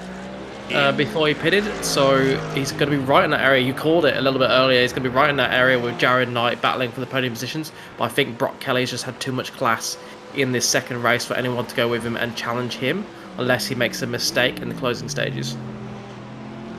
Truth be told, I'm not sure what I've been calling tonight, gentlemen, because the fatigue has kicked in. So I'm limping towards the checkered flag tonight, much like some of the walking wounded cars out there after turn 1's shunt. Jared Knight the pit lane. Alan Holgerson will most likely follow him in, I'd imagine. Lap 13, the threshold. Yeah, that's the furthest we've gone on fuel. Everybody else has stopped to that point. Daniel Hill coming back out on the circuit after his stop, sitting down there in 19th place. Can be classified, will make it home. That's not a huge concern, but pit stop time will be 40.90 seconds. So there you go, Richard Mitchum looks like he's going to feed back out into 3rd place. Wayne Hewitt tucking in behind him. Real shame for Hewitt because he's been so quick all race, just not able to be quite as consistent as the cars around him, and down into 4th. Hopefully he can get top 5, but Nick Wood is going to be trying to relegate him from 4th to 5th before the end of this race. So in 4 laps time. Brock Kelly 3.5 seconds ahead of Jared Knight. Richard Mitchum 1.5 seconds behind Jared Knight. So that's the battle. Knight versus Mitchum for 2nd, and then Wood versus Hewitt for 4th position. They are your closest battles on track. Everybody else at least a second behind the car ahead. And we should highlight as well, Liam, in a championship where at the end of 10 weeks positions have been decided by 1 or 2 championship points. I'm not just talking about the top end of the tree, I'm talking right down through the order. The onus will be on these blokes out there at the moment to not get complacent with where they are. If they can sniff a chance to increase their points haul, to move up a position, they should by all means do their best to achieve just that, because every point is so valuable, even this early in the campaign. Oh, 100%. And to be fair, the racers, I don't think they need the points to motivate them. They just want to finish as high as they can. It's a simple mindset. I see car in front of me, I get past car in front of me. That's I think that's going to be going through most of these drivers' minds. I think only those that are anticipating being involved in the championship hunt for those top 5 positions may put a little bit more thought into it and consider staying behind someone if they think it's going to be too risky to go for the overtake. But, you know, like you said, Zach, round 1, you don't want to leave any points on the table because you don't know how your season's going to turn out. What if this is the only race where you have top 5 place? Oh, Jared's again. Jared Knight, and that was a rather questionable entry into pit lane as well. Will they look at that? Will that cost him? Jared Knight on pit road and out of contention, out of business. I wonder if he's done a pit exit. Oh, no. That's unlucky for Knight. And I was going to say, we've seen so many GT4 campaigns come unstuck with those sorts of infringements, those unscheduled pit stops, those penalties that really, really punished him. They hamstringed him. They smashed him. And maybe unnecessarily so. Looked all right. We'll have to ask him afterwards. That didn't look too bad there. Been on pit road for 33 seconds. He's dropped all the way down to 17th place. Jared Knight's out of business. Unless it was instant he'll still get to the checkered flag, but he is out of race contention. Extraordinary. Yeah, I'm betting incident points. It's got to be. And he's just exiting pit lane now, 44 seconds. So that would coincide nicely with a 30-second penalty. Already. But normally incident points is a straight drive-through, though. That's true. We'll have to ask him afterwards, like you said. Jonathan Hooper running a nice livery tribute to the KTM that Jack Miller rides in. Running it. Just a small pirouette. MotoGP livery for the MotoGP track. Yep, lovely from Hooper. Not the spin, but the livery was lovely. Nicely cleaned up. Interesting, the SDK's off-tracks aren't working out, because even with all those crashes at the start, I've got like 2 people with 1X and everyone else is on 0 according to my standings, and that's obviously incorrect. Correct. Yeah, no, it's a little bit strange. There's always gremlins in the system when we arrive at new venues. So it's also the problem with because we've got to use, because our racing isn't that nice, we've got to use third-party apps to make things happen. Then obviously, you're never going to get perfect results and stuff. No, absolutely not. Back onto the main straight, 3 laps to go. Brock Kelly's on his way home. He leads by 4.7 seconds over Richard Mitchum. Wayne Hewitt is 3rd. Nick Wood is 4th. Only 3 manufacturers in the top 10 at the moment. In fact, only 3 in the top 12. And 1, 2, 3, 4, 5, 6 of those are Porsches. There are 4 Lots and 2 BMWs. Ferrari not factoring in the equation here at the moment. Nor, of course, McLaren. Nor, of course, Lamborghini. Well done to Chook Fung Wong, Scott Wooden for persevering here. They know they're not going to be classified there. They're outside of that 75% race distance marker as they cross the checkered flag by my numbers. And they are still out there getting the track time, familiarising themselves with the circuit, because they've probably already caught on to the fact that it won't be the last time we visit there, not just this season, but in GT3 championships going forward. Scott Warden almost losing the back end there. Did you see that? Yeah, I noticed, like, even earlier we were watching when he was in battles, the Ferrari was very loose in exit. We continue on now with Alan Holgerson in 8th place. Brian Arnold in close to toe. So it's Merc v BMW down the back straight. Yeah, further up, we've got Nick Wood trying to put pressure on Wayne Hewitt for the last of those podium positions. Of course, we remarked earlier that Hewitt had fallen outside of the podium positions through the pit stops, but with the trouble for Jared Knight, meaning he's had some sort of penalty that's relegated him all the way down to 17th spot. Hewitt inherited that podium position again, and it's been well deserved, but he has got Nick Wood to keep behind him if he's going to keep hold of it with just 2 laps remaining. Nick Wood's got the gap down to half second, way faster through the first corner. Could be just difference between the BMW and the Merc, or it could be Wood versus Hewitt, and Wood just getting a better exit. Let's have a look what happens here. I found that like that turn 1, you can take a fair bit of curb, and if you don't, there's a lot of time lost on the left hand side. So if you go slightly wide to turn 1, you can easily get reeled in by someone that's line right. Kelly leads by 5 to Mitchum, and the first 2 positions are consolidated. They're sorted. It's a battle for third. It's well and truly alive here. With a lap and a half to go. It's Hewitt and Wood. Nothing separating them at the moment. Angry Pepper versus Twitchy Foot. What wins? We're about to find out. Hewitt looking a bit better now, though. He was looking a bit shaky after that first corner. You saw the amount that Wood cut up in that long left-hander afterwards. But Hewitt looking a little bit more assured through these corners, perhaps just fancying the back half of the lap more than the first half. It'll be interesting to see what he does when they reach turn 1 again, and whether he is able to get through there a bit tidier than he did last lap. But certainly I thought Wood might be pressuring him more than he is. Hewitt, a little bit of a slide there. Certainly pushing, and not the only one, because behind him you've got White trying to hold off Simon Cox, and both getting wide and the tails stepping out a little bit as they came through that corner. Yeah, that corner onto the back straight, it's a lot tighter than you think in your head. It tightens real hard. Couldn't have written the form guide for this one any better, could you, gentlemen? I mean, the 2 men that started on the front row of the grid for race 1 are going to end up nabbing a race win a piece tonight. But already the big talking point is that M Dent will burn a drop round here and be on the under the pump on the back foot going into the next couple of weeks, and under the pump for the rest of the season to keep it clean. But it's not just the Denchi drop round that's going to hurt him. It's Brock Kelly absolutely mopping up with Denchi not there. So Kelly's going to have pretty much a perfect round, just a second and then a first, and the second in the sprint race, which is the way around you want it. So Brock Kelly, he's got a top score nailed in already after round 1. Absolutely. And Richard Mitchell's going to bank a solid points haul as well. Pair of seconds for him from 9th to 2nd in this race, having finished 2nd in the first race. Brock Kelly only up 6 spots, having finished 4th in the first race. So points are going to be interesting, I will say that. Yeah, apologies, of course he was 4th in the first race. Yep. My mistake. And Wood currently 4th here, and trying to turn it into 3rd by getting past Hewitt. Looking up the inside here, it's going to be a big move if he goes for it.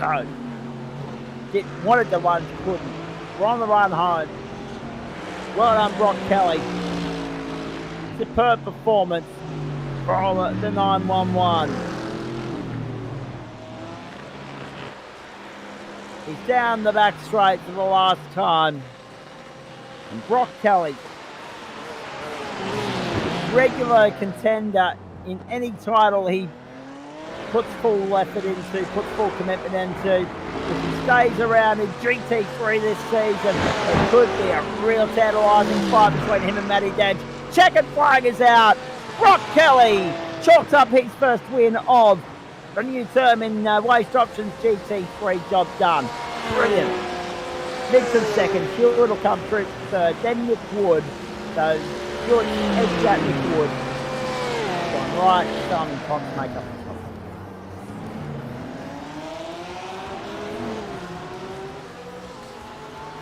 So we've got the 2 lowest quick champions here. We've got our AM Split Champion and our Open Porsche Cup Champion coming to the line.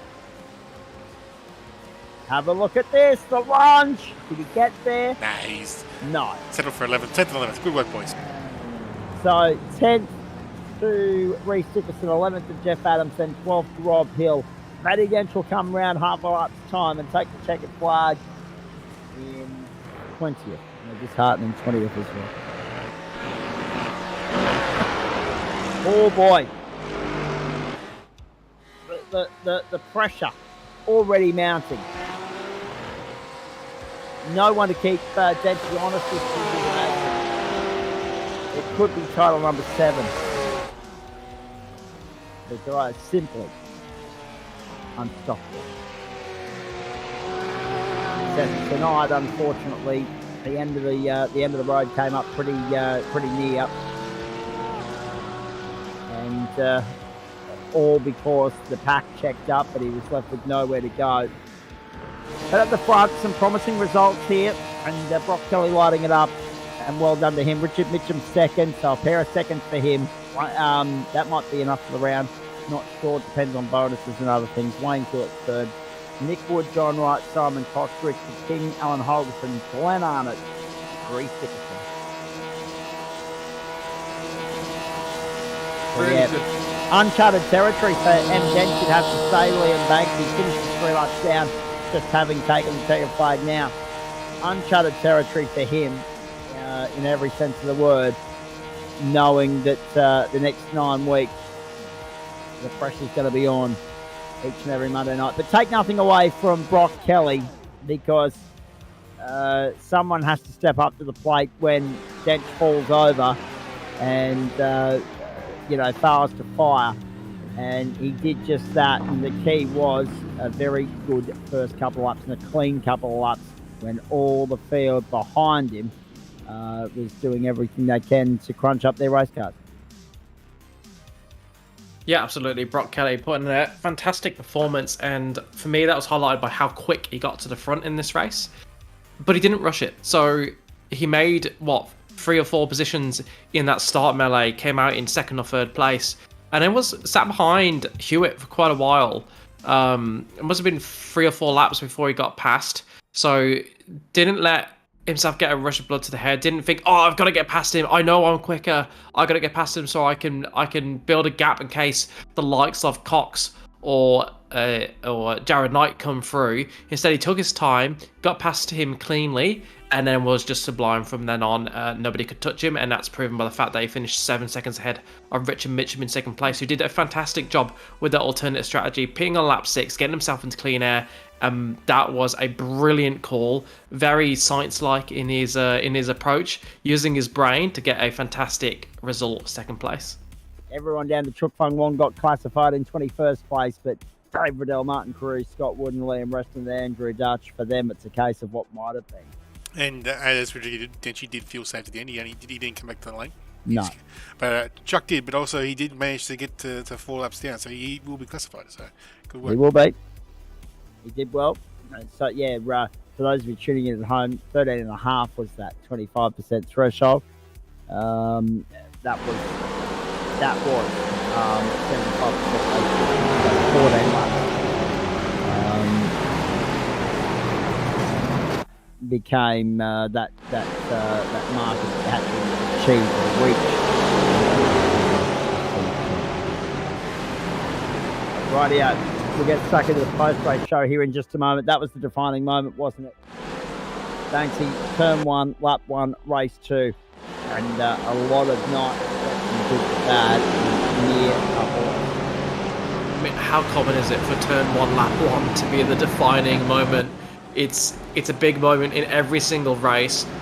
We're just looking at lap 1, turn 1 in for race 1 now, which is very clean, but for race 2, the opposite story. Almost no one getting through cleanly, except for maybe Wayne Hewitt at the front of the field. Everybody else getting checked up after Jeff Adams, wasn't it? That got absolutely sent at the first corner.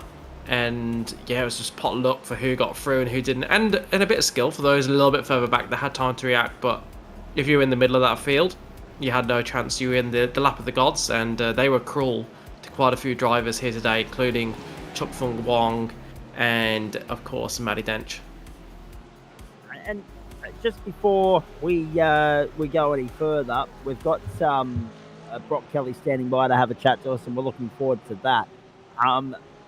We should point out that there were so many good performances in there tonight, so take nothing away from those guys. You got to be in it to win it. You got to make your own luck. But the big talking point for mine is the change in manufacturers season on season. Nick Wood looks like he stayed loyal to the BMW. That's good to see. Wayne Hewitt Ziggs and Matty Dent Zags. They both went from Lambos to Mercedes and McLaren, respectively. It worked in race 1 for Denchi, not race 2. But a lot of love for this new Porsche, Liam. So I'm looking forward to seeing what the likes of Brock Kelly, among anyone else that joins us for chat here post-race, thought about that.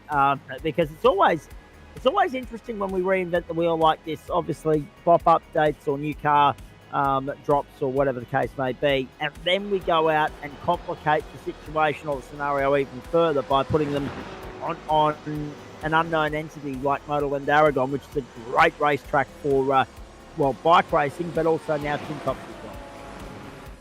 Yeah, I can't believe how well it translated for Tin Tops, actually. I was surprised at the quality of some of the racing during the race. I think the point you made there about the bop and the difference between the cars is really interesting. I'm really intrigued to see if that gap between Denchi and the rest of the field closes up at other tracks, perhaps some of the older tracks where a few more drivers are more used to it, because we know the McLaren's been out of favour for a long while now. Yes. And yet he was stunning around here in race 1, so it's going to be really interesting to see if that's repeated at other tracks, or whether that was perhaps a combination of perhaps suiting the McLaren's relative strengths and Denchi getting to grips with a new track very, very quickly. It'll be interesting to see when they get to a more established track, and perhaps a track that's got some longer straights, a bit of a different profile to Aragon, whether that gap between Denchi and the rest of the field collapses. Interesting, you got the AIM split results here for race 1. That's right. Sean Rees on top, Adam Lavis, and if memory serves, every time we watched him at the back end of last season, he was always involved in some sort of chaos or carnage. So nice to see him actually have a clean run for change, a nice change of pace. Yeah, then we got James Franco and Ben Woods ran out the podium in the first race, and also he did a little bit slightly different range of cars here. We got Fez, Porsche, Beamer, Fez, Mercedes, Fez, Lambo, Porsche. So race 2.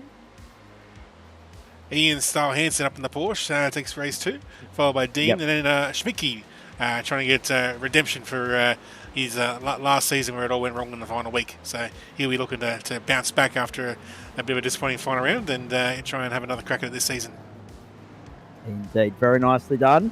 Stay with me, gentlemen. Let's bring in the second race winner here, and probably I'd say the man that's going to end up snaveling round on us in some way, shape or form here in Brock Kelly. And mate, nice to have you on board. Great to see you back on track. First question, does this now set wheels in motion to see you in here each and every week of the season now that you've made such a good start, or is this just a cameo?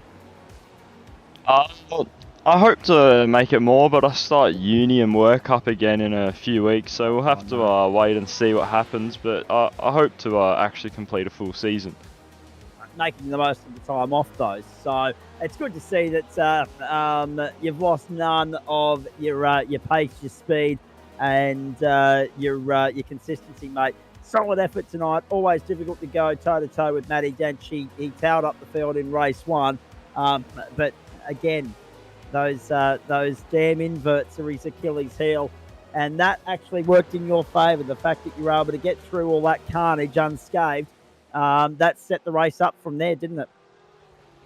Yeah, race 1 I was surprised by the track temp. It went up about 20 degrees, and that just absolutely ruined the setup I was running, so I just couldn't match Dench. That McLaren was surprisingly quick, and then race 2 managed to make it through the carnage, and then it was just head down and try and make the most of this opportunity, because it doesn't happen often that Dench is out in a race like that, so had to get the points on early. Even if I don't make it all, just think about what will happen in the future. What are your impressions of the new Porsche, mate? Because obviously it's the first time we've seen it on Waste Options Monday Night Motorsport in the GT3 series. Good, bad, indifferent? Any noticeable changes car on car?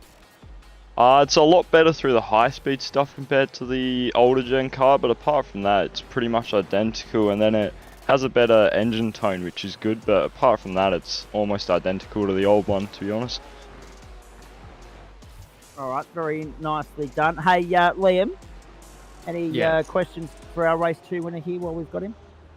What was the thought after turn 1? Because you wouldn't have seen much of what happened, would you? I saw the hit up ahead, and then everyone checked up because of the hit ahead, and then I saw a lot of cars spinning behind, and that was about the extent of what I saw. And out of turn 1, you would have been 3rd? After T1, I was 3rd, but going into it, I was about 6th. Yeah, so after that, you must have been like, job done. Oh, well, not job done, but, you know, you count your lucky stars when something like that happens, and you're in 6th when you got 5 fast guys ahead of you, and all of a sudden 3 of them are gone.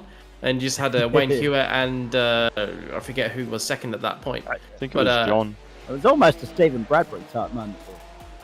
It was, and at that point I was just thinking, don't make any silly mistakes from here and just try and get some early points on the board, to be honest. Well, you did that very well. Congratulations on your victory. Thank you. Thank you very much. Hey, Brock, while we got you, mate, initial thoughts on this? I mean, you might like it a little bit more now, given the results you had tonight. But initial impressions of one of the newest circuits to the server, Motorland Aragon. Of course, Australian audience is more familiar with it as a bike racing venue, but it goes all right with the cars as well. Yeah, it's a fun little track. I shouldn't say little, it's rather big in length, but it's easy to make a mistake, which makes it a good track to drive around. And I didn't have much practice, so I was still learning as I went. But yeah, I like it. It's a fun track, but it's annoying if you push it a little bit too much, how much time you can lose. Very nicely done. Hey, let's chuck this calendar up on the screen. And obviously, you say you've got a couple of free clear weeks coming up before everything fires back into rhythm for you. Virginia International Raceway, we've seen GT3 racing there before. It's not a circuit we're overly familiar with, but it dishes out some good content, some good racing. Spa's always a favourite. Circuit Zolder, we haven't been there for a while. Road Atlanta always dishes up some action. Circuit de Barcelona, Catalunya, of course, home of the Spanish Formula 1 Grand Prix. Then the Circuit de la Sarthe, that will be a beauty over 90 minutes. It dished up some good Porsche racing last time we went there, and I'm pretty sure we've had a GT3 outing there in recent times as well. So looking forward to that again for 90 minutes. It means that our first 90-minute race isn't until round 7, so make a note of that. Then off to Phillip Island for sprint racing. Mount Panorama Bathurst for round 9 for 60 minutes again, penultimate round of the season. Then Road America, an old favourite to end the campaign. Those last 4 weeks particularly, Brock, are among the best we'll have in GT3 ever as far as a sequence of races is concerned. What else do you like on that calendar? I don't mind basically all of them apart from Spa and Road America. I just can never find the flow around there, but certainly Road Atlanta is going to be a good race. All right, and how many weeks have you got before everything fires back up again, mate? And what might that mean as far as your involvement in the next couple of rounds is concerned? I should be here till about Zolder, definitely, and then we'll see how it's shaping up at that point. If it's going well, I'll probably try and do most rounds, but it's just a time commitment from week to week, which you don't really know from now. Yeah, that's very true. Hey, also, while we think of it, mate, obviously, we know that real world, real life commitments are getting in the way of your sim racing for a little bit. How rude of it! But when you're not dabbling in the odd cameo here from GSRC, are you getting an opportunity to do any officials or the like? Yeah, I did Daytona VRS last week. I did a handful there, which was always good fun, racing with all the talented, well, there's always talented people, but it's always a bit more spicy in the officials. So yeah, it's good fun doing that, but probably won't do much more. Just another cameo every now and then. Well, we love it when you make a cameo appearance, mate. It's a bit like Brenton Hodgson and Trent Lavis and whoever else we don't see regularly, but always rattles the cage and throws the cat amongst the pigeons, and shakes up the results when they do make an appearance. I mean, when you're not spending time, regular time, in the sim rig and you're not dedicating, 3 days, 4 days a week or every day to it like some of our competitors do.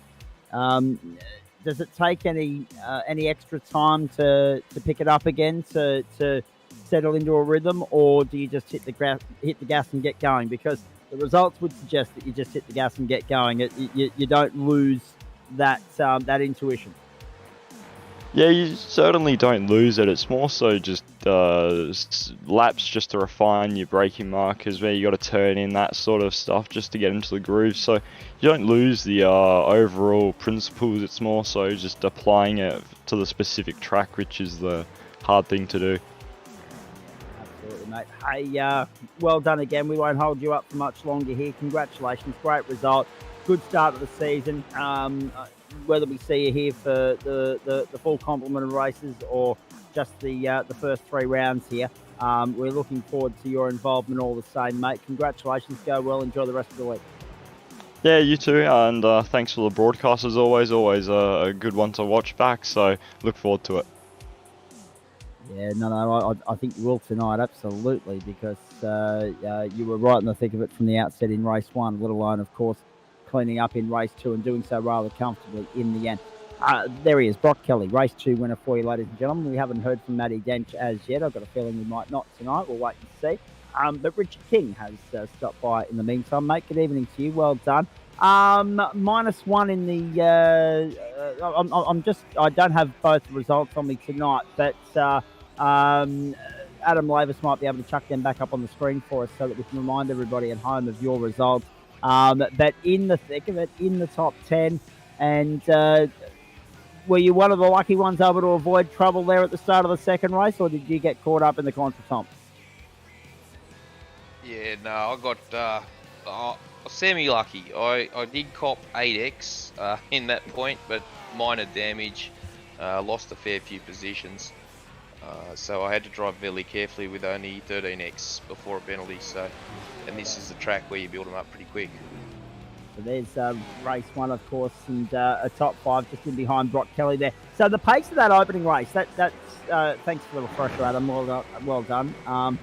The pace of that opening race was fairly intense, and the fact that you're able to go along with the likes of Richard Mitchum and Brock Kelly and somewhat hold your own, that set you up nicely for a good crack at race 2 until all hell broke loose, of course. And it was hard, as you say, to play with incident points when you didn't know the trigger points, where you were going to pick them up with regards to track limits and the likes, given this was an unknown entity tonight, this circuit. Yeah, and they've put all the trigger points in places where you actually might get some speed if you do creep a little bit over. It's a bit like Red Bull in the F1. So yeah, I was on 11 from about lap 4. So I had to just ease it back in, but I was gaining on Simon and John. I had some speed, but yeah, just couldn't risk it. And well, that's the thing, isn't it? Caution's the better part of valor. You've got to think long game in this championship. It's not going to be won on night 1, but it can certainly be lost on night 1. It's 10 weeks, and consistency is key. So you had to adapt the game plan and bring it home in one piece and bring it home without getting a penalty.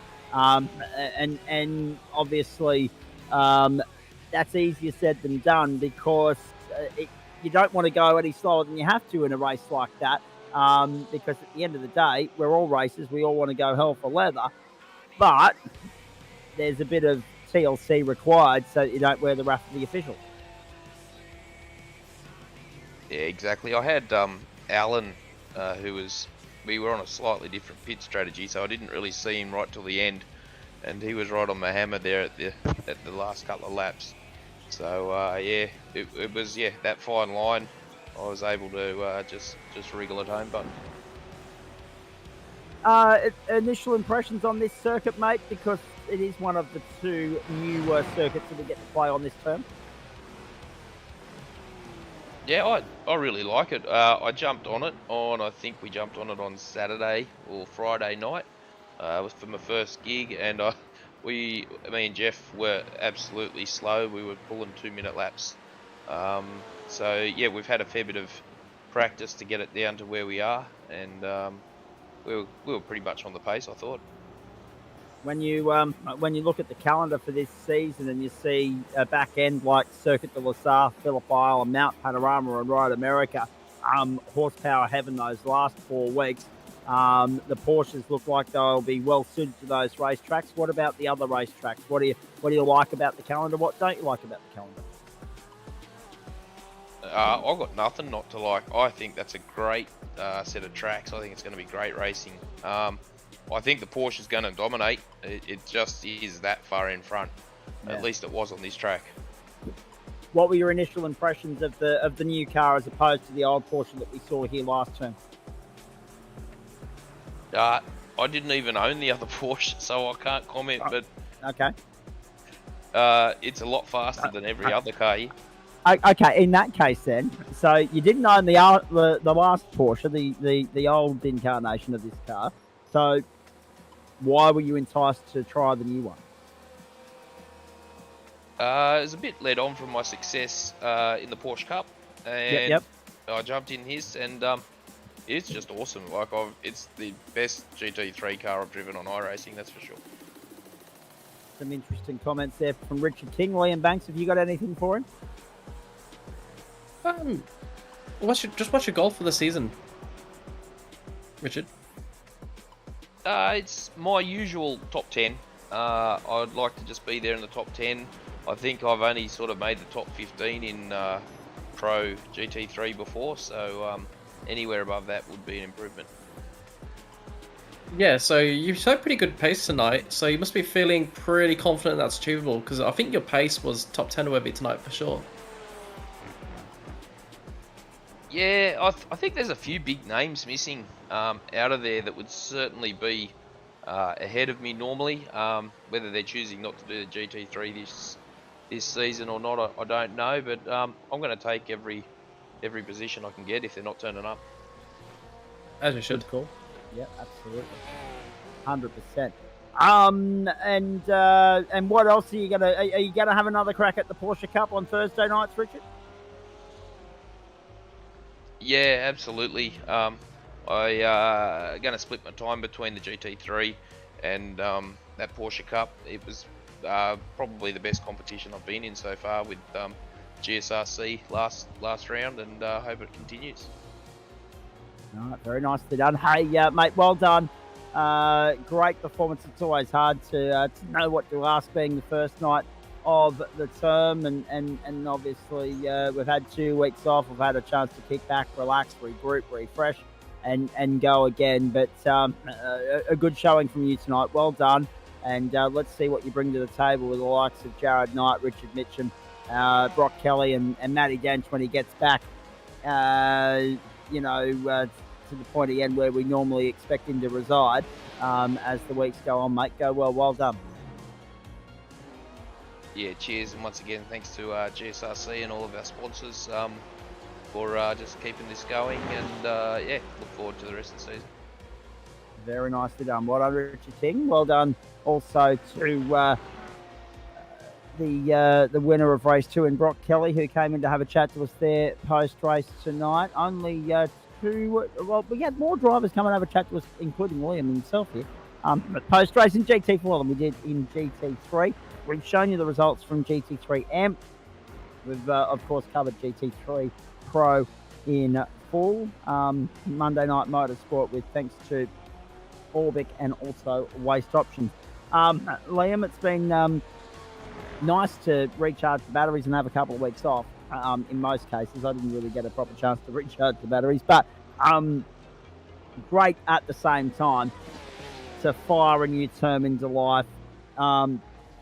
Not as there are the updated championship points, by the way, folks. We'll get to that in just a moment. Richard Mitchum winning the round tonight. There you go, with the 3rd and 2nd, that trumping Brock Kelly's 4th and 1st, and the 7th and 4th for Nick Wood puts him on the podium. Matty Dench just scraping in there as well. So all wasn't completely lost for Matty Dench tonight, which is an interesting talking point. But yeah, normally the elbows go out a little bit wider than what they were tonight. That was in some respects tame, the only big one being that pile up at the start of race 2. Otherwise, a relatively clean night at the office and some good stories to come out of it. Yeah, I think nobody wanted to be that person that caused the first major incident in the new season. And with the format that we had here tonight, you really need to get through race 1 unscathed. I think many of the drivers, even though starting as low as 20th, would have fancied themselves a chance to get the reverse grid pole position. So everybody wanted to make sure they have a clean race in race 1 and set themselves up for race 2. And then race 2, after that big incident on lap 1, again, I think everybody would have been trying to play it a bit safe, knowing that there were opportunities because the drivers that were taken out or put out of position via that incident. So I think that's what led to some of the relatively tame racing we had tonight. Some good racing, but like you said, not the aggression that we sometimes see in the GT3s, but that will come later in the season as the battle packs in the championship develop and as the stakes grow as we move towards what will be, I'm sure, a phenomenal finale in 9 weeks' time. Indeed. Do you agree with the assessment of Richard King and that Porsche is going to be the car to beat this season, or can Matty Dench one-up them with the McLaren for a challenge just for the fun of it? Well, I think Dench will be the man to beat, but it'll be despite the McLaren, not because of it. Yeah, very nicely done. What else are you looking forward to throughout the course of the season? Obviously, we've got a slightly different broadcast schedule. Some Wednesday nights, some Thursday nights. We've got a couple of changes to the Production Car Championship. I think the Porsches are going to be good on a Thursday night again.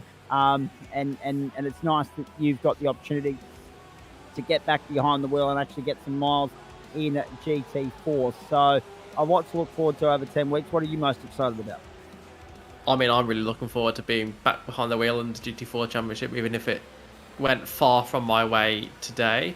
I'm also excited to see how the Porsche Cup turns out, because I think if there's a championship where there's been a couple of drivers that have really made a step up to maybe be able to challenge Matty Dench, I think it will be in the Porsche Cup. I'm looking at the likes of, Corey Lazarus in that season to be able to mount a challenge. I think GT3s, he's shown tonight already that he's still got probably a bit too much class for someone to beat him on pure merit, pure pace across the season. Porsche Cup, that might be the one where we see a changing of the guard if somebody could put together a perfect season. Okay, very nicely done. Driver of the night? I think I'm going to give it to... Brock Kelly was obviously great, as was Richard Mitchum. Really appreciated his alternate strategy. But I think I will actually give it to Wayne Hewitt for hanging on from the reverse grid pole to a podium position. I thought that was really, really well done.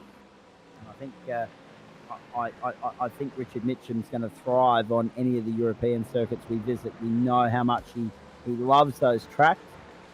Tonight was proof of that, even though it's a new circuit, an unknown entity. The great equaliser, the great leveller, he was competitive out of the blocks. So looking forward to seeing what he brings to the table. We know that the back half of the season will be a challenge when we get to Phillip Island, Bathurst and Road America. But we've got 2 trips to Spain. We've got a couple of other European rounds in there like Spa. So he will feel right at home on those weeks. And he'll have to just see what he can salvage and do his very best on those tracks that he may not necessarily like all that much. Liam Banks, thank you. Well done. Great performance from you tonight. Thanks for jumping into GT3. Better luck next week in GT4. And well, actually, I won't be with you next Monday night. I don't know who's going to take up comms of GT4, but good luck with the commentary at GT3, and I'll see you in a couple of weeks. See you in a couple of weeks. Enjoy whatever it is you're doing on Monday night. Resting and recovering. It's literally just a little bit of family time here in Cessnock after the pitch part of the Sydney 300. And to be honest with you, the only reason I was in the booth tonight was because as the anointed voice of the club, not something I've tagged myself with. It's been tagged by other people within the club. I wouldn't have felt right to start the season not being in the booth.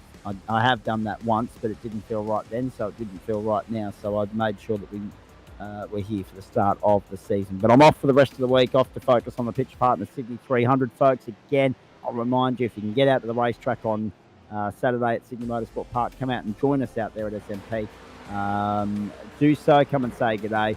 Plenty of great support racing throughout the day, and then the showpiece of Grassroots Endurance Motorsport getting underway at 7 o'clock that night. 53 cars entered. Some great names on the grid, including Josh Buchan from TCR Australia. So too, I think Josh Haynes from TA2, fresh off some success up at Morgan Park over the course of the weekend. So we wish everybody well there. Quickly before I go, good luck to all the karters heading in the direction of my current neck of the woods, the Ipswich Kart Club in Willowbank. The fourth round, the penultimate round of the Nationals this weekend. 400 plus entries on the grid across the 8 classes. It is going to be nothing short of enormous. As far as the GSRC is concerned, we couldn't do it without the people scrolling across the bottom of your screen, including Waste Options, our newest sponsor, of course, at Orbic. Pete Matson and his crew, well done, thank you. Of course, we couldn't also do it without Blackout Electrical Solutions or Login Systems. Also without Astute Insurance, Finance and Wealth up there in East Brisbane, and Fisher and Door Lawyers as well. We're done, and Flash Graphics. I can't forget about Johnny Simpson and the crew there either. We're done as far as Monday Night Motorsport is concerned for week 1 of Term 3. What a start of the season it was. A little bit stale in parts, but some great racing as well that's whet the appetite for the remaining 9 weeks of the campaign. Let's have a look at what's coming your way on the platforms of GSRC across Facebook, Twitch and YouTube. This is what's coming up for the rest of the week. We're off to the GSRC up and comers tomorrow night at Road Atlanta. The Formula V's first up there. It'll be a 3 sprint race program, always given the V's are on circuit. We swap it around and go to Formula Ford on Wednesday night from Phillip Island, 3 sprint races there. Immediately followed by a supercar round from the Watkins Glen Boot. 2 sprint races there for them to get the season underway. Thursday night, Sam Chapman and TB Confirmed will be with you for the production car, or not for the production car challenge, I should say. That's the Mazda MX-5s around the good to say, it'll be just the Porsches coming up from 8:40 p.m. on Wednesday night, and that will be a double sprint race from Watkins Glen, not the boot circuit, Cup configuration of Watkins Glen, so that will be good fun on Thursday night. 2 sprint races there, and the boys will be with you from 8:40 for a race start at 8:45. Friday night, Wings and Slicks Formula 3, Willow Springs, the newest venue on the server, gets a workout straight up. This week with the open wheelers, 8:15, I should say. 2 sprint races there, and then next Monday night we're underway once more with Orbic GT4 from the Watkins Glen Boot configuration at 7:30 p.m. Eastern Standard Time, followed by Virginia International Raceway. So it's an American double next week as VIR hosts the first 60-minute race of the Waste Options GT4 campaign. 25 minutes journey for GT4, 60 minutes for GT3. Monday Night Motorsport, as usual, guys, next week, but not with me. I will see you guys in about a fortnight's time when we launch into week 3. You can tune into the Pitch Partner Sydney 300 via the Motor Racing Australia Facebook page. I need to mention that a few moments ago. So that's it from us. We're done. 3 races, 3 different winners. Well done to Trent Lavis, Matty Densham, Brock Kelly. Well done to Porsche. Well done to Aston Martin, taking the spoils here tonight. We've enjoyed it. We hope you have as well. And looking forward to what lies ahead over the course of the remaining 9 weeks. Again, I said it at the end of GT4. It wasn't the most thrilling, the most memorable race we've ever seen in GT4. But you have to take the odd lackluster one to appreciate all the good ones we had right throughout their 10-week campaign last term. So there'll be more where that comes from down the track, I'm sure. On behalf of Adam Lavis, Liam Banks, and the rest of the broadcast commentary and production team here, I'm Zach Caban. Thanks so much for coming along for the ride. Really hope you've enjoyed it as much as we've enjoyed bringing it to you. If you have, we finish happy. Wimbledon continues throughout the course of the night for those night owls among us. The big sporting events keep rolling on. And, of course, on Wednesday night, State of Origin and the Women's Ashes one-day internationals getting underway. So, plenty to sink your teeth into. But don't forget to check in with us here at the platforms of the Gentleman Sim Racing Club along the way. Remember, set your sports bar up at home. Us on one screen, the big sporting events on the other. That's it. Hope you enjoyed it. Until we see you next time. Bye.